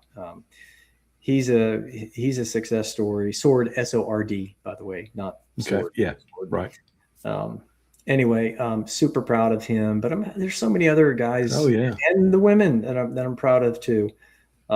Many of whom are working in major boat manufacturers like Stingray and Freeman. Yeah. And I don't want to forget people here. So no, I understand. I got one question. Somebody made a comment. How did the guy get the nickname Pancake? Paul Pancake. Did you give that to him? Give what to him? The nickname Pancake. Oh, there's not a nickname. That's his last name. Yes. That's his last name. Yeah. Oh yeah. Yeah. That's for real. His whole family got a great family. Yeah. His sister is wonderful. She has questionable taste in men. Quentin. I'm thinking about you now, Captain Quentin. That's funny. You got some good folks. Drew Gant, another good one there. So it's Stingray Boats. He's the lead engineer. I mean, he's just a badass. There's just nothing else you can say. That guy is just awesome. Yeah. So huge impact. So thank you for sharing that about you know, obviously beyond just the tournament and the competitive nature of things, you know, the impact that, you know, your career and then those people have an impact on the sport too. That's pretty cool to see. So it just continues to grow. It's like growing a family, you know. It is. I just got them started. You know, I couldn't Yeah. possibly teach them everything. I just showed them what I could and introduced them to other people who could show them other things. You know, Right. that's the best thing about fishing with different people is it's continuous information sharing, continuous learning. And like I said earlier, you know, that's the best part about this sport. It's just lifetime learning. Yeah, for sure. So Joe, as as the you know, as your tournament career progressed, you got into you know, the middle of it, and even now, still very high profile, very competitive fisherman now. You know, can you kind of give the audience a description of the emotions that you experienced through you know, through this sport, anxiousness, sleepless nights? You talked about staying up all night. I mean, some of those things that, you know, do you handle them differently now than you did back then? Fear, you know, frustrations, angers, pressure, those types of things. I mean, I know when I first started, I don't even know, there were nights where I don't even know that I slept, even though I was, you know, in bed. It was weird, you know, weird things running through your mind about gaffing fish or whatever. So is it different for you now than then? I mean, the anxiety is always there, especially as captain, because it's your responsibility to find the damn fish. Right. And that's super stressful, especially for these early season tournaments. Super, super challenging setup to try to be in the right spot at the right time then. So, yeah, definitely the night before a tournament, just like it was when I was a kid. You know, when I was actually, maybe it's different because when I was a kid, I was excited about, oh, you know, what am I going to catch? You know, we're going to be on the boat. It's going to be so exciting. You know, now it's more like, oh boy, I hope I made the right decision. Do I go right or do I go left? Right. And oftentimes the day comes down to that. You know, Sure. do you make the right direction choice? So yeah, the anxiety is still there. I'm definitely more laid back now than I used to be on the boat. I think the guys who fished with me a long time would agree with that. Although Captain Ahab will still make an appearance every now and then when misfortune strikes. Perfect example this past week. I was up with a bunch of my college buddies and family friends on Ocracoke. We were fun fishing, which meant we sat on the beach sat on the hill for 5 days waiting for a window opportunity. For one day, right? We finally got one. We finally got a good day to go out there, and the fishing was excellent. But that's for mahi, but the weeds were just terrible. It's been a terrible weedy year, and of course, for various reasons, we wrapped a line on a prop. Oh me! And you know, in choppy weather, that is just no fun straddling the motor. So I still had a few choice words then, and you know, my buddies call it Captain Ahab. And but I try to restrain that part of my personality. And during tournaments, we don't really. Everybody has their moment in a tournament, but I think I'm much more relaxed now than I used to be. Do you take the guys on the boat might think differently, but I feel like it is. Do you take more suggestion or I consult input? I consult a lot now. And a lot of that comes from, you know, fishing with the guys for a long time and trusting their salty instincts. And, you know, some of the guys on the team have knowledge that I don't have. You know, for example, you know, Cody knows the east side of Cape Fear much better than I do. Okay. And so I lean on him a little bit sometimes with some of the strategic decisions. And, you know, Matt Eisenberg knows a lot more about, I think anyway, about fishing out of Merle's Inlet. And so it's nice to have some regional expertise on the boat. And it's a very consultative relationship. Nice. I make the decision, but I like having active input. Good. So that's good. That's good input and good feedback for all teams, you know. Everybody, I mean, making sure, especially if people, obviously you taught a lot of these people, they have that knowledge, you got them on your team for a reason. And it's pretty cool as we grow in our lives, we learn to try to listen to those types of things a little more too, I think, probably. So Yeah, we can't be too proud to make ourselves be right. right. Yeah, for sure. That's Some, human nature. yeah, it is. It is. And some people just don't want to admit that they made a bad choice, and Sure. they're just too many consequences with that. So I think I've gotten a little bit better at recognizing when I've screwed up, Yeah. and either shifting to plan B or asking for additional consultation. Yeah. With all of the successes that you have, is there one that really kind of stands out to you more than another? And if so, why? Ooh, great question. It's hard to choose. I'll give you one, then maybe follow up with another one. But Okay. let's go back, way back, 2001. Okay. 2001 Teachers Layer Tournament. This is small tournament out of Cape Hatteras, Division 9 SK event. And David and I were running, this is back in my Contender 31 days, I think. Yeah. Contender 31. Okay. So we're running my Contender 31 with Yamaha OX66s on it. And we're running up, we put the boat in at Power Marine in Sneads Ferry. Mm-hmm. And we're running up to the night before, again, work, life, logistics, all that. That was the only time we could leave. So we're behind the 8 ball, but we had planned on staying up all night to catch bait and all that. So we run up, we get about 12 miles off the hill. And actually, no, wait, I'm sorry. We did not put in it. We did not put in at Sneads Ferry. We put in somewhere down here. So like real close. Wow. We ran from here. Anyway, and the reason that's significant, by the time we got to Sneads Ferry, the one of the lower units popped. Oh. And all I hear is gargling spoons. Okay. Worst sound in the world. Those of you who dropped a lower unit know exactly what I'm talking about. It's horrible. And so we kept going and turned immediately and started heading back in toward Sneads Ferry. I knew where we were, and all right, we got to go put the boat on the trailer at Power Marine. And all right, so boat planed on one engine, lasted about 5 minutes, and then the other engine, lower unit, went out. Oh, wow. So we're bobbing like a cork out there. 2 destroyed lower units. And it's about 6 o'clock, 7 o'clock at night. We didn't leave much of a margin to get up the beach. And so back then we had a bag phone on the boat. Do you guys remember analog bag phones? Absolutely. Really good phone range. Yeah. So even 10, 12 miles off the beach, I was able to call Power Marine. And my boy Eddie there came out and towed us in, and we got in maybe 11 o'clock, something like that, midnight. And so what are we going to do? What are we going to do? So we're trying to come up with plan B, because this was like the last tournament in Division 9, and we needed a third fish for standings and all that.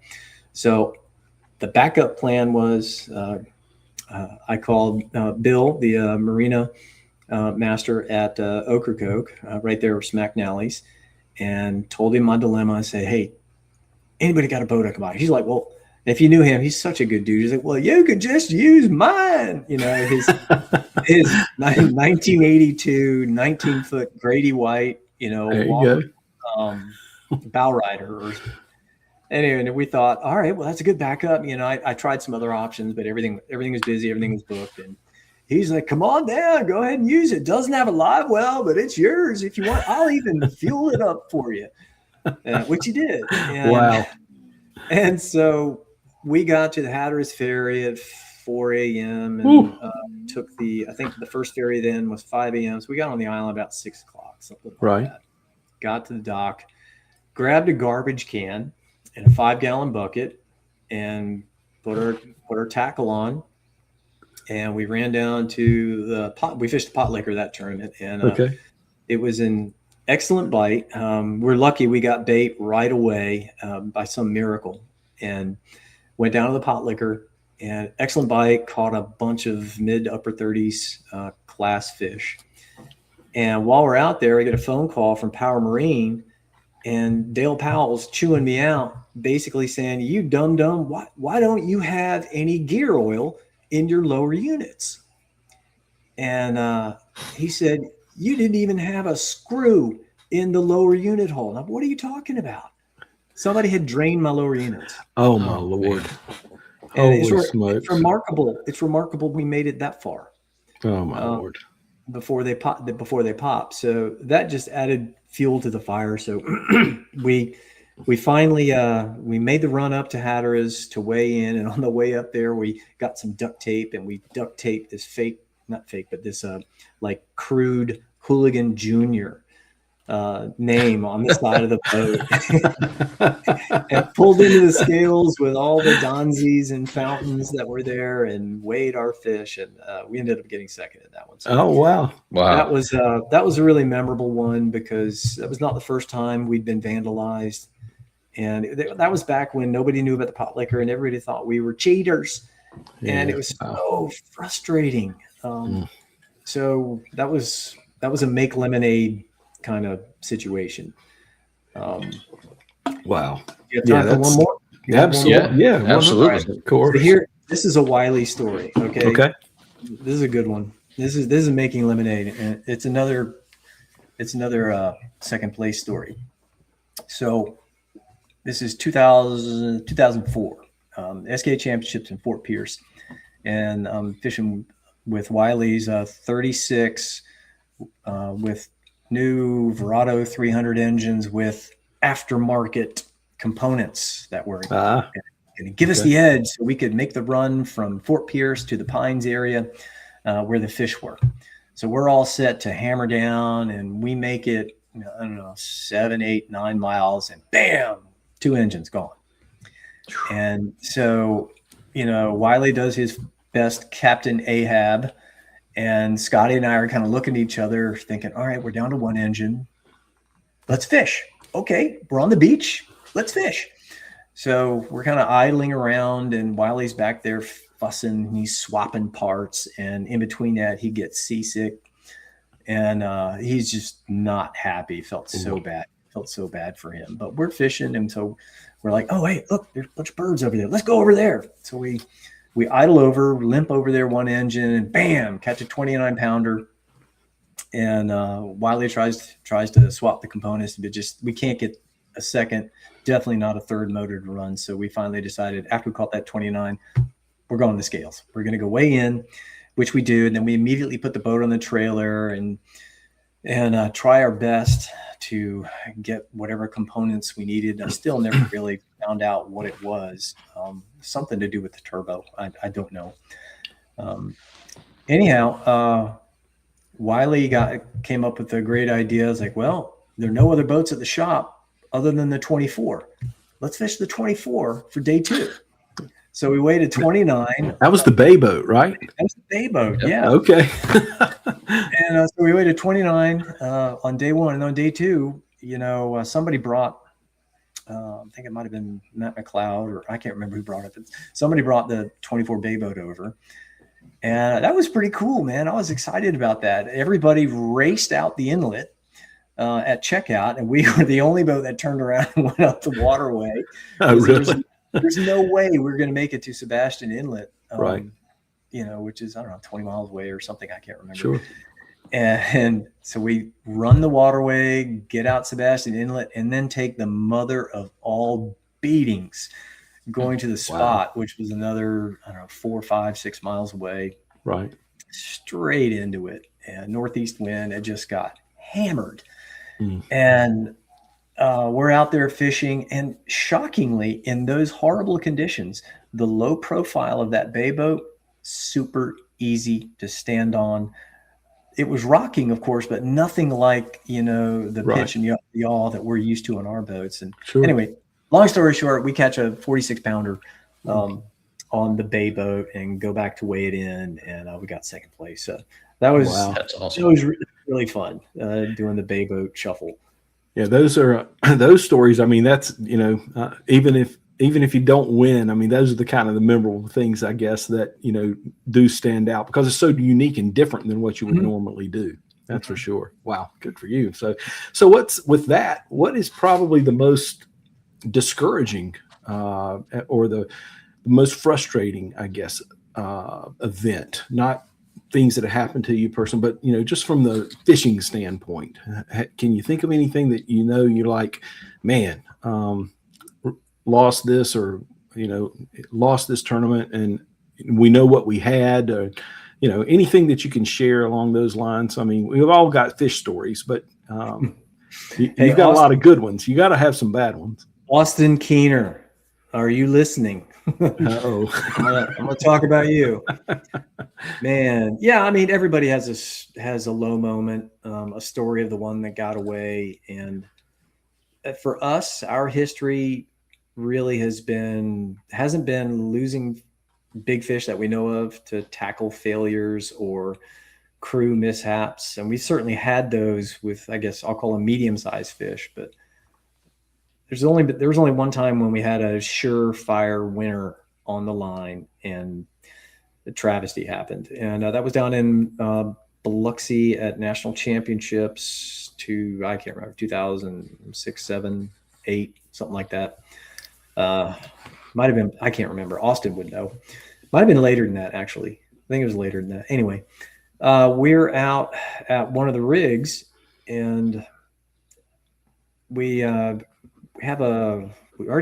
a 40 the first day, so we're looking for that second good big fish, and we finally get the bite, and Austin's on the rod, and we bring up, there's this weird jerk moment in the rod where the fish gets real anxious, and I'm like, oh man, I know what happened. And I didn't say anything other than that's not good. And he was still a huge bend in the rod, and he's coming up, and Austin's like, he's coming up. And I'm thinking, oh man, I know what I'm going to see. And sure enough, it was just this monster head, just massive. And it took a girth measurement. It was 27.5 inches, not even to the fat part of the girth. Wow. I remember seeing that picture. There was a picture somewhere of that. Yeah, they wrote it on the paper. It was nuts. That was without a doubt. That is definitely the biggest fish we've ever had on the line on the boat in my career. And, sorry I brought that up. I saw the anguish right there just a second ago. You asked for a low moment. That's as low as it gets, man. Man, I didn't mean to get you, but yeah, right. wow, I know I'm not alone. I mean, everybody goes through a shark moment, and that's just the nature of the fishery, unfortunately, and it got us. Yeah. I'll put it to you this way: that fish could have eaten the wahoo that Matt caught last year that also got sharked. And we weighed that chunk in the Southport event last year, the Cape Shootout event, and that chunk at the very end weighed like 81 pounds or something crazy. Wow. But that head reminded me of the head from that. I remember seeing that picture. It was it was a big deal. I was like, holy crap, what a fish, man. That's fishing, man. Gosh, it hurts. Yeah, it happens, and it hurts every time just as much. Just to think about it, I understand. And that's, I mean, you're talking 06, 07. That's before, it got as bad as it has been the last, 5, 6, 7 years. Yeah. Don't quote me on the year. I'm blanking on that one. Austin would probably know. Yeah. But it might've been a little bit later than that, but anyway, yeah. Yeah. I think it was somewhere in the mid to late teens, if I'm not mistaken, somewhere around in there, but I could be wrong about that. It would have to be. Yeah. Yeah. I'm getting on that. There's so many events. I'm stumbling on that one, but for sure. Do you remember off the top of your head how many events you won, Joe? Just for people out there, do you even? It's either 20 or 21, I think. Wow. Right now, in our career, depends on if you count the one we caught with Alan and his wife Natalie at the Captain Hook contest or tournament. That was in 21, I guess, something like that. And I can't count the 60, from last year, because even though that was the biggest fish in the event, it was an aggregate tournament. So that was first place big fish, but not first place in the tournament. So, right. Nuances. That was a big fish, man. That was a big fish. Yeah. That was a tough ride for you right there too. Bait was tough and all that, right? For us, it was. That's what was super frustrating about that. If we could just had a second fish a little bit better, that would have made a huge difference for us. But We struggled on bait that tournament for various reasons, but we did have Frank the Tank, this monster bluefish. I mean, it must have been a six pounder, and the last bait that we would use, because I didn't think we were going to get bit on it. I've never pulled a bait that size and actually gotten a bite. And I was a little negative at that point, thinking, man, there's just no way anything's going to eat this bait. It's just too big. And did you catch that bluefish there? There where? At where you caught that 60? No, but it was the same size. It was the same size as the bluefish that were eating a lot of the pogies. The pogies there. Yeah. Wow. Yeah. But no, we had caught it the day before out off Shark Island under the birds. Yeah. You know, Joe, as the years have progressed, what have you noticed the most of the changes from the equipment standpoint, the boat standpoint? That's, you know, how do you feel like it's affected tournament fishing and the way in which how it used to be compared to now? You know, the technology, the increased size of the boats. You know, what are your little perspective on what you see as far as you know, tournament fishing now and how its health compared to what it was back then? I'm not talking about just the fisher. Would like to talk to you a little bit about that because you got some knowledge on that. Love to get your feedback on that. But the health of the sport, and do you feel like it's still strong? I know it's different, but give a little bit of feedback on your thought process there. Yeah, well, I think tackle is the easiest to talk about because that hasn't changed as much, excuse me, as some of the other things. We're still pulling a basic stinger rig, most of us. You know, sometimes we double it up, sometimes we stretch it out with more hooks, but it's pretty similar. And then you have, you know, people like Rube McMullen that get super creative with their rigs. I find him very inspiring with the concoctions that he'll make sometimes. And of course, Brent and Barrett will make fun of him, but sometimes it works. Yeah, sure. So Rube, you have inspired me. But at the end of the day, you know, whether or not my rod weighs 6 ounces versus 12 ounces doesn't really impact me that much. If I were fishing, obviously that would be different. So glass versus graphite versus the other exotic composites, that doesn't mean that much to me, because it all comes down to presentation. I think we're seeing a few more people kite fishing these days. Anybody who knows me knows that I love to kite fish when the conditions are right.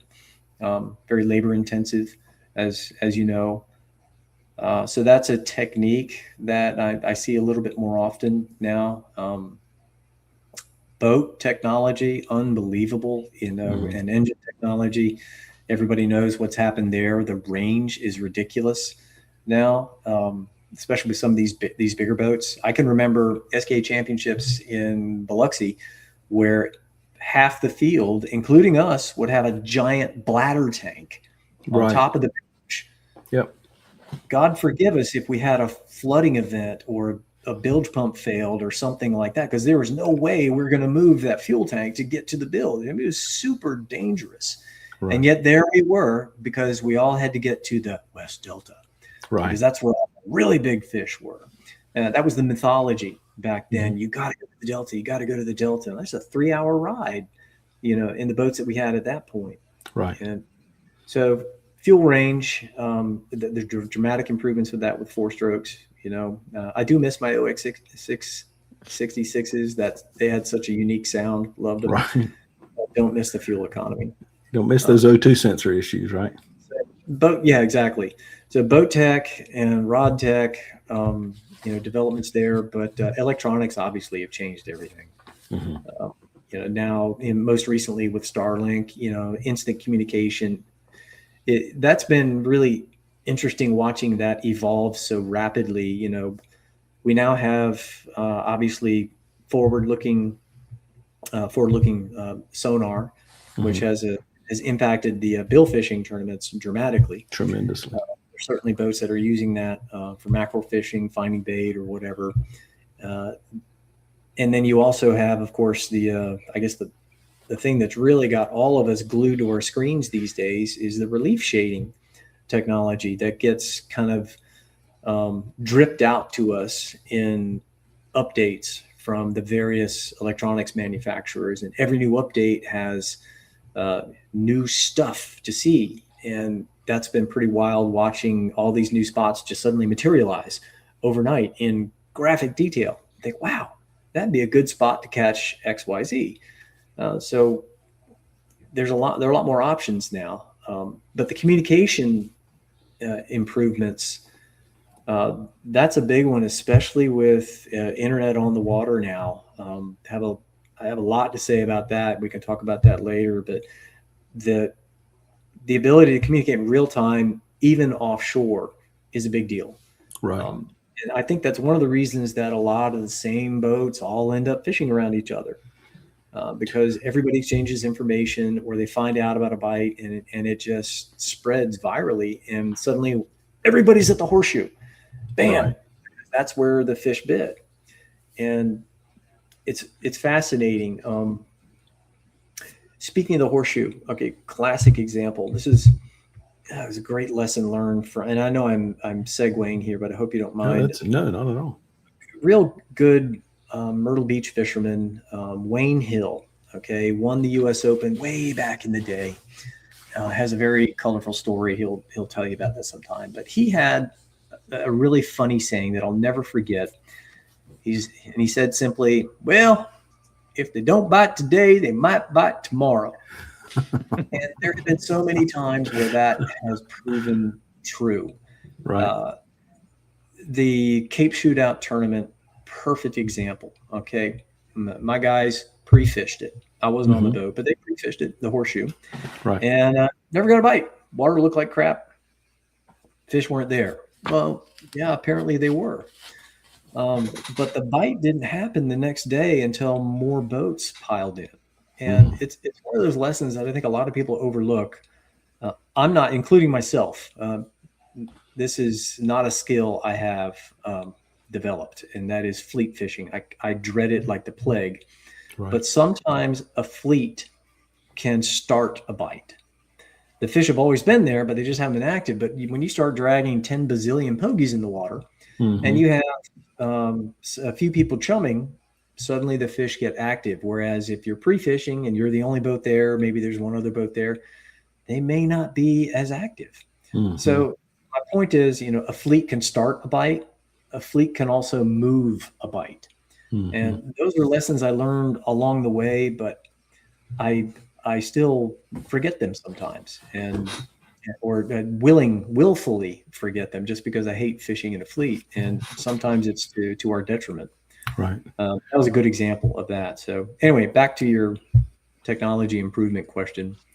So we've got boats, we got motors, we've got rods, tackle, and we've got electronics. Go ahead. What about the you talked about, obviously with Starlink and there's just the networking, from the networking, the bait standpoint, just from the nuts and bolts of fishing, the bait aspect. You talked a lot about bait, keeping bait, getting bait, catching bait the day before, night before, whatever it may be. That's a huge part of what this sport is now. And I've noticed, that has changed for a lot of people. When we first started, you would see, you see 60, 70 boats up in Harker's Island or up and down the waterways looking for bait that morning. And, and I know there were a few people obviously that were able to keep them and got them ready and were fishing when others were looking, but it just seems that has been a big transition to the sport of what people are prepared. It just seems like people are much more prepared to tournament fish now, if that makes sense. But not everyone, and that's why it's kind of a dilemma. We're talking about curing, what they call curing bait, which means not just catching bait the night before, but catching it 10 days before or whatever, and allowing the bait to get used to being in a pen and culling out the ones that die so that you're left with the strongest baits, so that 10 days later, 12 days later, whatever, when it's tournament day, your bait have fully acclimated to living in a contained environment. And so when you put them in the live well, they don't get beat up during the day because they already know how to swim in a constricted environment, and they know how to hang out with each other in those kind of tight quarters. And they're so active. It's an unbelievable revolution in, if you want to call it, bait technology. It really is, because you end up with bait that look just as good at the end of the day as they did in the morning. So I'm torn on this. We have to play that game. We have to do that. And we don't have really good access right now. I have to mooch off good friends, and like Alan Ambrose, his dock or his slip, and being able to keep my boat, my work with him to keep bait there that we then share, etc. Right. When it'd be better off for him if he just kept all the bait for himself. And anyway, my point is, not everybody has access to a dock, and so we have to kind of work with other people, etc.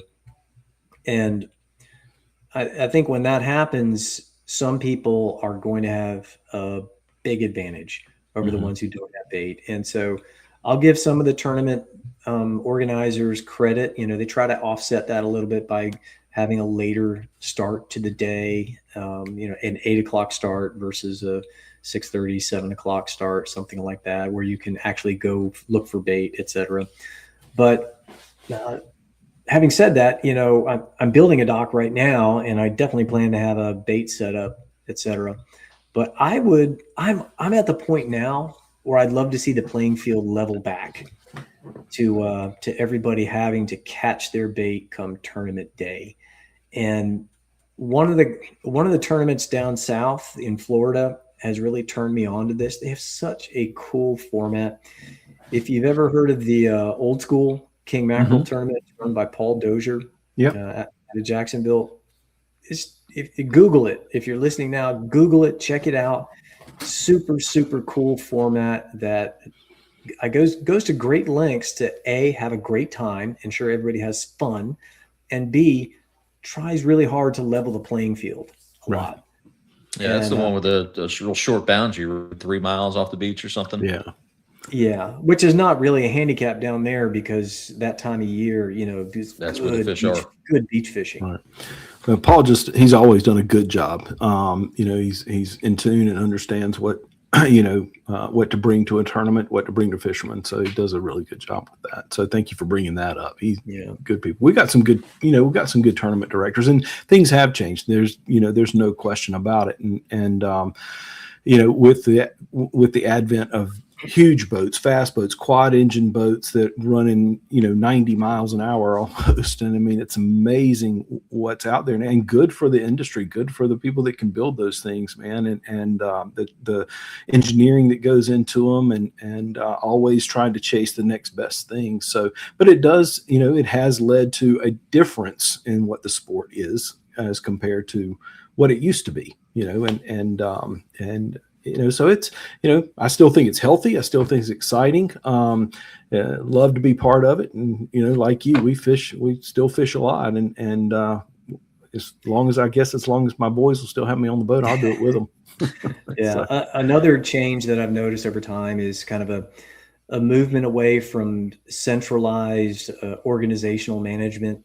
Back in the day, you had the SKA, and that was primarily it. There were a couple other organizations that popped up here and there, like the U.S. Anglers Association, et cetera. But SKA developed this sport substantially. And they created one of the things I really, really enjoyed about way back when. Of course, put this in perspective, though, gas was super cheap back then. But they had this traveling circuit they called the Pro Series, and where you had to go all up and down from Texas, even to Virginia at one point, if you wanted to compete in the pros. And what was so fun about that, and we kind of re-experienced this a little bit, or the similar in the FLW series. My point is, when you're traveling somewhere else to fish outside your local waters, your team makes a big investment in time and money, of course, to go somewhere and learn a different That's right. place. And that learning process always requires you to interact with other people. Right. Maybe they're out of towners also learning. So you're learning together. And sometimes you have alliances with other teams who are local. And so you learn from them. And you end up with this really cool camaraderie at these touring events. And I really, really miss that. That was super fun. But right now everybody does the math and it's just hard to justify. It is. It's tough. And then also with having the unique series that we have, certainly in North Carolina. I mean, we've from the Kingfish Cup to the Cape Lookout Shootout to the Swansboro tournaments to the Morehead City tournament now down in Fort Pierce and all that. There's some such localized, very exciting, high-paying events, and then of course we still have the U.S. Open, which is kind of a little bit still old school stuff, right? And but it's the sport's still healthy. It's just different, and not good or bad, I don't guess, but I do miss some of those. Like you, the excitement, those who didn't get to travel and experience those things for those numbers of events, man, it really was a camaraderie development. And, you learned a lot about people, you learned a lot about their lives and what they enjoyed doing, because not every day you could go out and fish, man. You're hung out on the docks or whatever it may be, see somebody out to dinner, Yeah. And you meet so many characters. Okay. Yeah, for sure. Let me give you a quick Bill Butler story. Okay. Bill Butler, just call him Cuz. Okay. Cuz. He worked at Venice Marina, right? In Venice, Louisiana. We were fishing the FLW tournament. He was up fishing. This was at Sarasota. And the takeaway lesson here is, this is something I had to learn the hard way, is I need to plan better when fishing out of town about gas logistics. Okay. So 2-day event, and we burned a lot of fuel. We needed more, et cetera. So all the marinas were like super long lines. I didn't put my name on the list, et cetera. I didn't do my homework. So Cuz is like, hey man, we got a spot up here. We can get it off the street, and they'll run a hose down to the dock. And I thought, okay, well, Cuz obviously knows more than I do, so let's go. So we went there. This is about 8 o'clock at night, and we get there, we tie up, and we wait. And Cuz runs up, comes back, says, "Hey, they had a problem with the tank, but the truck's coming." 9 o'clock comes by, no truck. Oh boy. 10 o'clock comes by, no truck. And Cuz would disappear, and then he finally came back at about 10:30, and he's got 3 of these giant boxes, and they're freaking pizza. And this guy would give you the shirt off his back, and he gave us a box of pizza. And it's like, man, you freaking rock. And anyway, the truck finally did show up, and we all finally did get gas and pizza, man, and pizza. Yeah. But love me some Bill Butler. That's awesome. Just a good dude. That is awesome. Joe, in respect of your time, and we've got a great audience here, man, and they just love hearing what you're talking about. But there's a few things that before we close, I really would like for you to share some knowledge. I think that you have that maybe you can talk a little bit about. But it's not uncommon nowadays to hear people talk about, whether it's up here, Hatteras or wherever, big fish are caught at times. Where do these fish go? Where do they live? What happens to them? And if you can, I think you might have a little bit of knowledge about. I think you've been part of some studies, possibly, or a study. Yeah, that you can share about. Yeah, I wasn't part of the study, but one of my crew members, really, really good buddy of mine. I won't mention his name because I don't want to get him in trouble. But sure, he worked with, I think it was the Duke Marine Lab, with some satellite tags to tag some big fish. And as I understand it, this was a pilot study. Where they were going to collect a little bit of data to look for a big grant, to go after some big money to study king mackerel. And so they had I think it was 7 or 8 tags, and they went up to the pot liquor in November, caught some big fish, put tags in 7 or 8 of them, and they were 90-day pop-off tags. And you'd be surprised what these fish do. Any guesses? Man, I mean, it would be just a guess. I mean, what you think. You know, a lot of people talk about offshore, but I'm wondering if they run north. Well, we'll start with the outlier. There was apparently one outlier that popped off in deep water off Oregon Inlet. Okay. There were one or two that popped off at Gray's Reef down off Georgia. Wow. And In 90 days. In 90 days, and then the rest were in off Florida, including at least one that was in the Tortugas, which is fascinating because that probably means that they might even mix with the Gulf stock there. Wow. So I thought it was pretty interesting. From Hatteras all the way to the dry Tortugas. Mm-hmm. Yeah, according to the tag data. Holy smokes! That's crazy. Yeah, so they're covering a lot of ground, and man, oh man. Yeah, it's interesting. You have multiple populations. This is my take on it anyway. You've got a migratory population and you've got a local population. Mm-hmm. So when you say local population, I've heard that a lot. We talked about that a lot, but or in just individuals, talking about it. When you say local, we're talking about with inshore, offshore, within X range. Is that correct? I mean, there's no other explanation for it because you have fish. We know the fish that we catch in November, off Hatteras. Mm-hmm. Those big fish will be there, and then gradually the fish size gets a little bit smaller. I'd like to think that it's not because we caught them all, but some of them are pushing on down, and that satellite data supports that that speculation. So again, all of this is speculative, but you also have these residential fish, or at least there is a bite offshore of Hatteras all year. A lot of people don't realize this, but those fish will stay there. There will be a commercial fishery there through March. We were bluefin fishing there middle of March, and there were 6-7 boats right out there, same spot behind the wrecks where they always are. Commercial fishing for king mackerel. And we all know, the spring fisheries, the voodoo fisheries that we hear about on the beaches, and we see the piers light up, and we can never seem to get the timing right for that beach bite during some of the early tournaments. Right. But those fish seem to be moving back up because that's the pier pattern that we see. So my best guess is we have at least two different populations: inshore, offshore movement, and then perhaps a larger class of fish that's moving up the beach. Wow. Okay. In the spring, in other words. Right. Yeah.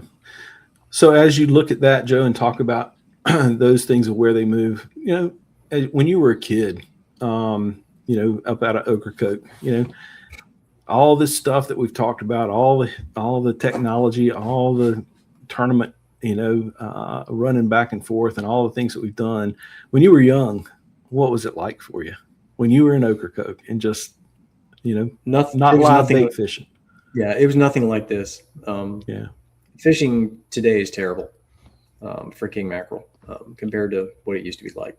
Right. And it's like that for a lot of species for various reasons. Mm-hmm. But, we could jig them. If you wanted to catch something smaller, you troll for Spanish mackerel with Clark spoons. But you could jig them diamond jigs right up by the sea buoy. Good size king mackerel. Right. And that just doesn't happen. It's a live bait thing now, especially if you want a bigger fish. So I guess it's reality. But it's happening in so many different species that I guess that's just frustrating. I hate sounding like, oh, the good old days, but they were better. Maybe there were less fishermen back then. Certainly fishermen now have more capabilities that are technology driven, and they certainly have more information. All of that contributes.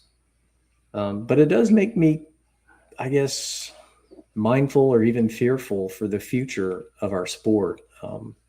It's done so much for my life. I'd like to see it continue, but part of me wonders if we need to evolve, some of what we do. Yeah. Do you think there's some strategies that can be put into place that, that can help grow the sport, keep it stable, and still protect our species? Protect the species that we do love to catch and love to chase. It's something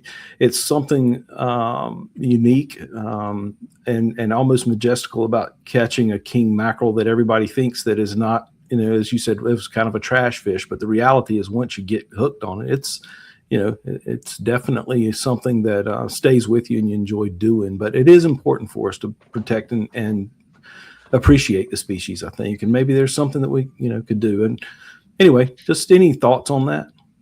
I mean, I agree. Obviously it's a super exhilarating fish. I've come full circle on that.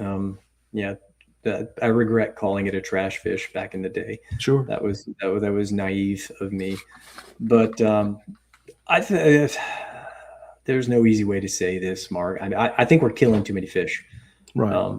It's just, these things aren't really good table fare, pretty good sushi, but the combination of a massive tournament footprint that does eat away at the overall biomass, combined with well-documented commercial fisheries up and down the coast, jerk boats down south, and then up here you have more of a troll fishery, et cetera. And then you also have the tournament fishermen that will commercial fish while they're tournament fishing or on off days because they have the permits, et cetera.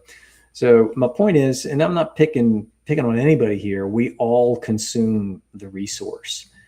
And the fishing, there's no question in my mind, the fishing is so much poorer now than it used to be. So what can we as tournament fishermen do? Well, let me propose a radical idea. And I'm not the first person to say this, but I'll just say it out loud and see what people think about it. Because I really fear that eventually some entity is going to step in and say, you know what, we got some data here on mackerel. We're using this new Snapper app to track everything. We've got data on that. Right. Let's collect some data on mackerel, and oh wow, yeah, we need a slot limit for mackerel. Can you imagine what that would do to the tournaments? It would force our hand. It would force us to evolve. So what if we got ahead of that and we came up with some type of catch and release format for it? It would, or at least raise the kind of like the marlin tournaments, raise the kill level to a much bigger size. Because having benefited from the sport in so many ways, I guess I'm starting to feel a little bad about all these big fish that I've personally killed. Even though I'm not commercial fishing, I realize that when I'm tournament fishing, I am commercial fishing. So we're all consuming big parts of the resource here. What if we had a catch and release format? It's certainly something that's possible now with all of the technology. And a great example of a catch and release tournament that does a good job with this, with the species that you might not even think about, is the red drum tournament out of all places, Ocracoke. And modeled it based on some of the billfish tournaments down south, and the redfish and the other redfish tournaments. But this is an old drum tournament, the big drum, the protected drums. Right. And they do it in August, and it is such a cool event because they have an app, and when you catch a fish, you quickly measure it, take a photo of it or a video, and you submit it via the app. And then they have a team of judges that come up with the ultimate determination for the length of that fish. They also have a time limit in which they have to release the fish. And it's just so simplistically brilliant in that it still gives everybody the thrill of the opportunity to win a tournament and to compete while, not having to consume a resource that doesn't taste very good anyway. Right. It's interesting. I'll throw that out there. I'd love to see something evolve in that direction. And it's going to take a tournament director to step up and say, let's try something different. Yeah, let's try an event, see how it works type thing, right? Yeah. Yeah, something. Okay, no, that's a unique perspective on it, and I appreciate you sharing that. That's for sure. So I know it's not going to be a popular one. I'm sorry, Well- but I feel like we're going to get slotted eventually. So we need to start planning for that. And some director needs to give this a shot. right, understood. And if you combine that, I'm sorry to cut you off. One last thing. No. Sorry to step on you. No. If we would combine that with all this new tech that we've got that allows people to have real-time camera footage, video footage, uploaded live, streamed live, especially, via all the satellite connections that lots of boats, especially in the pro level, lots of boats now have, Starlink, Sure. internet service. It would not be impossible to have a live streaming feed going into a tournament announcer calling the event. It's kind of like I model it after a Sportfish Championship. I'm sorry? The Sportfish Championship, the SFC's doing that right now. Yes. I think we could do something similar and really have an exciting kind of experience to share with streaming viewers. All right. Well, I think, obviously we talked early in the podcast about, how there's really no television platform out there anymore. How do we take advantage of the technology that's out there now to have it more engaging to the audience? Somebody streaming it, like say a live type feed and putting somebody on the boat. And nowadays you don't even really have to have a cameraman. It's how does it all filter in, and who can, I mean, you're the guy who probably knows it way more better than I do, but how does that filter into some local feed that kind of, the Bass Masters has that, dialed in. They do it all the time. So it'd be interesting to see where it goes in the next 10 years, It's similar to this podcast, Mark. Right. I mean, we've got multiple video feeds coming in here. Yep. John's handling the switching between the different feeds. At its very simple level, it's just punching a button for the different feeds. Right. If somebody's catching a fish here, let's follow them. Just like think of how we watch modern golf broadcasts. Right. Now, obviously, that's very expensive and sophisticated, but it could be scaled down, especially for like a specialty event or a novelty event, a one-off, just to kind of pilot the process. Sure. I'd love to be involved in that, but cool. it takes money to do that. It takes non-endemic sponsorship. It takes some startup venture capital to make it happen. But I'll give you a great example. The World Surf League right now has for the past, I guess, 10 years, completely reinvented competitive surfing via real-time web streaming. And at the end of the day, the tech is really simple. They've got a couple hosts behind a desk near the site, talking to each other, calling everything that's happening, all the action that's happening. And then they have a video switcher with some engineers that are managing the feeds. And the announcers call it as they see it. It's very, very similar to, what a modern PGA or LIV event does. That would be unique to have a tournament director that kind of puts that on and then, treats it as a television opportunity. And that would be, be a pretty cool thing to consider. That's for sure. Yeah. The tech is not the challenge anymore. It's not. With satellite internet or even nearshore, wireless technology during a fall bite on the beach or something like that.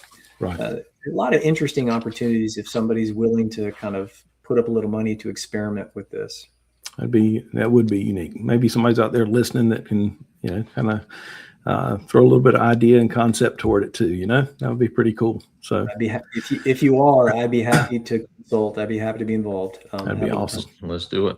That'd be awesome. It looks like Bruce was trying to set something up similar to what you were talking about earlier, Joe, with yellowfin before COVID hit. So, I know they need it in the west coast of Florida. Their kingfish bite is compared to where it was when I moved up here, 2012, it's completely different.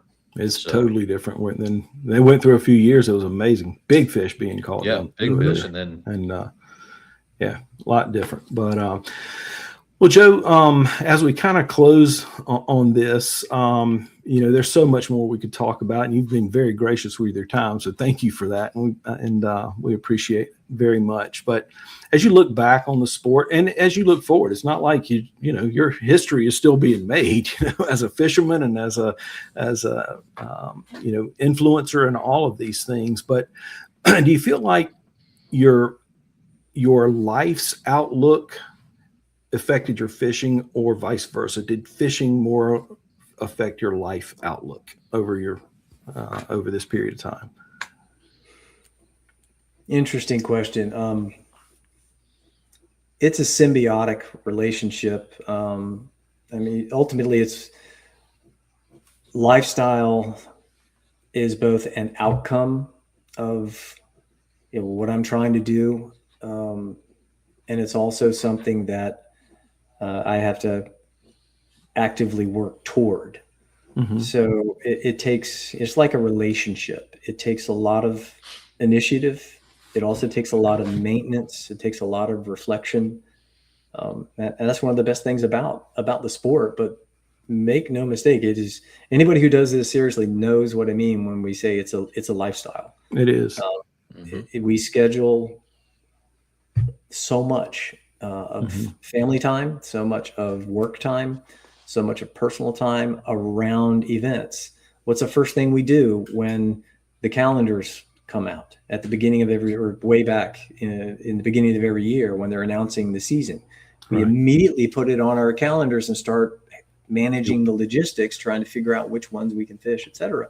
That's right. And that's what enthusiasts do. And so I don't think we're unlike any other sport aficionado who is really into it. But again, for me, it's about the people that I get to meet and definitely the people that I get to fish with and learn from. That's what keeps me coming back. Yeah. So little introspection here and obviously you've had a lot of influence on the sport. If there was one thing that you're a reflective man. So one thing that you think you've influenced the most in the sport that you might be the most proud of? Boundaries. Okay. Fair enough. Maybe in addition to that, though, I think it's been super fun seeing the response that these silly TV shows, and I shouldn't say silly. That's wrong. I take that back. Let me walk that back. That these TV shows have had on some of these college students that just literally walk in your office one day and say, "Hey, let's do this." That was, if I had an influence anywhere, it came through the media of that day. Social media didn't really exist. It was MySpace back then, not Facebook quite yet. But the television show is what got everybody's attention. Mm-hmm. And I just, I'm very proud of that. And I'm proud that I'm still associated with that at Coastal.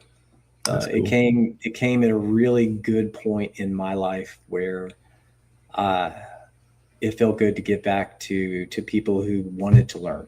And that's been what's so fun. Just, being able to meet other enthusiastic people who still want to learn.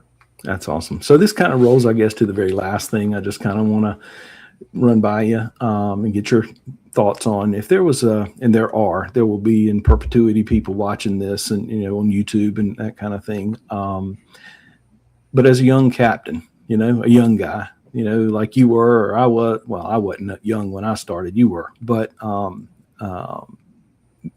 if there was something that you could share with them and ask a piece of advice from someone like yourself, what would you tell them as they begin their career or in the middle of starting it with a family, friends, team, whatever it may be? Is there anything, one thing that you would suggest or tell them? Yeah, that's an easy one.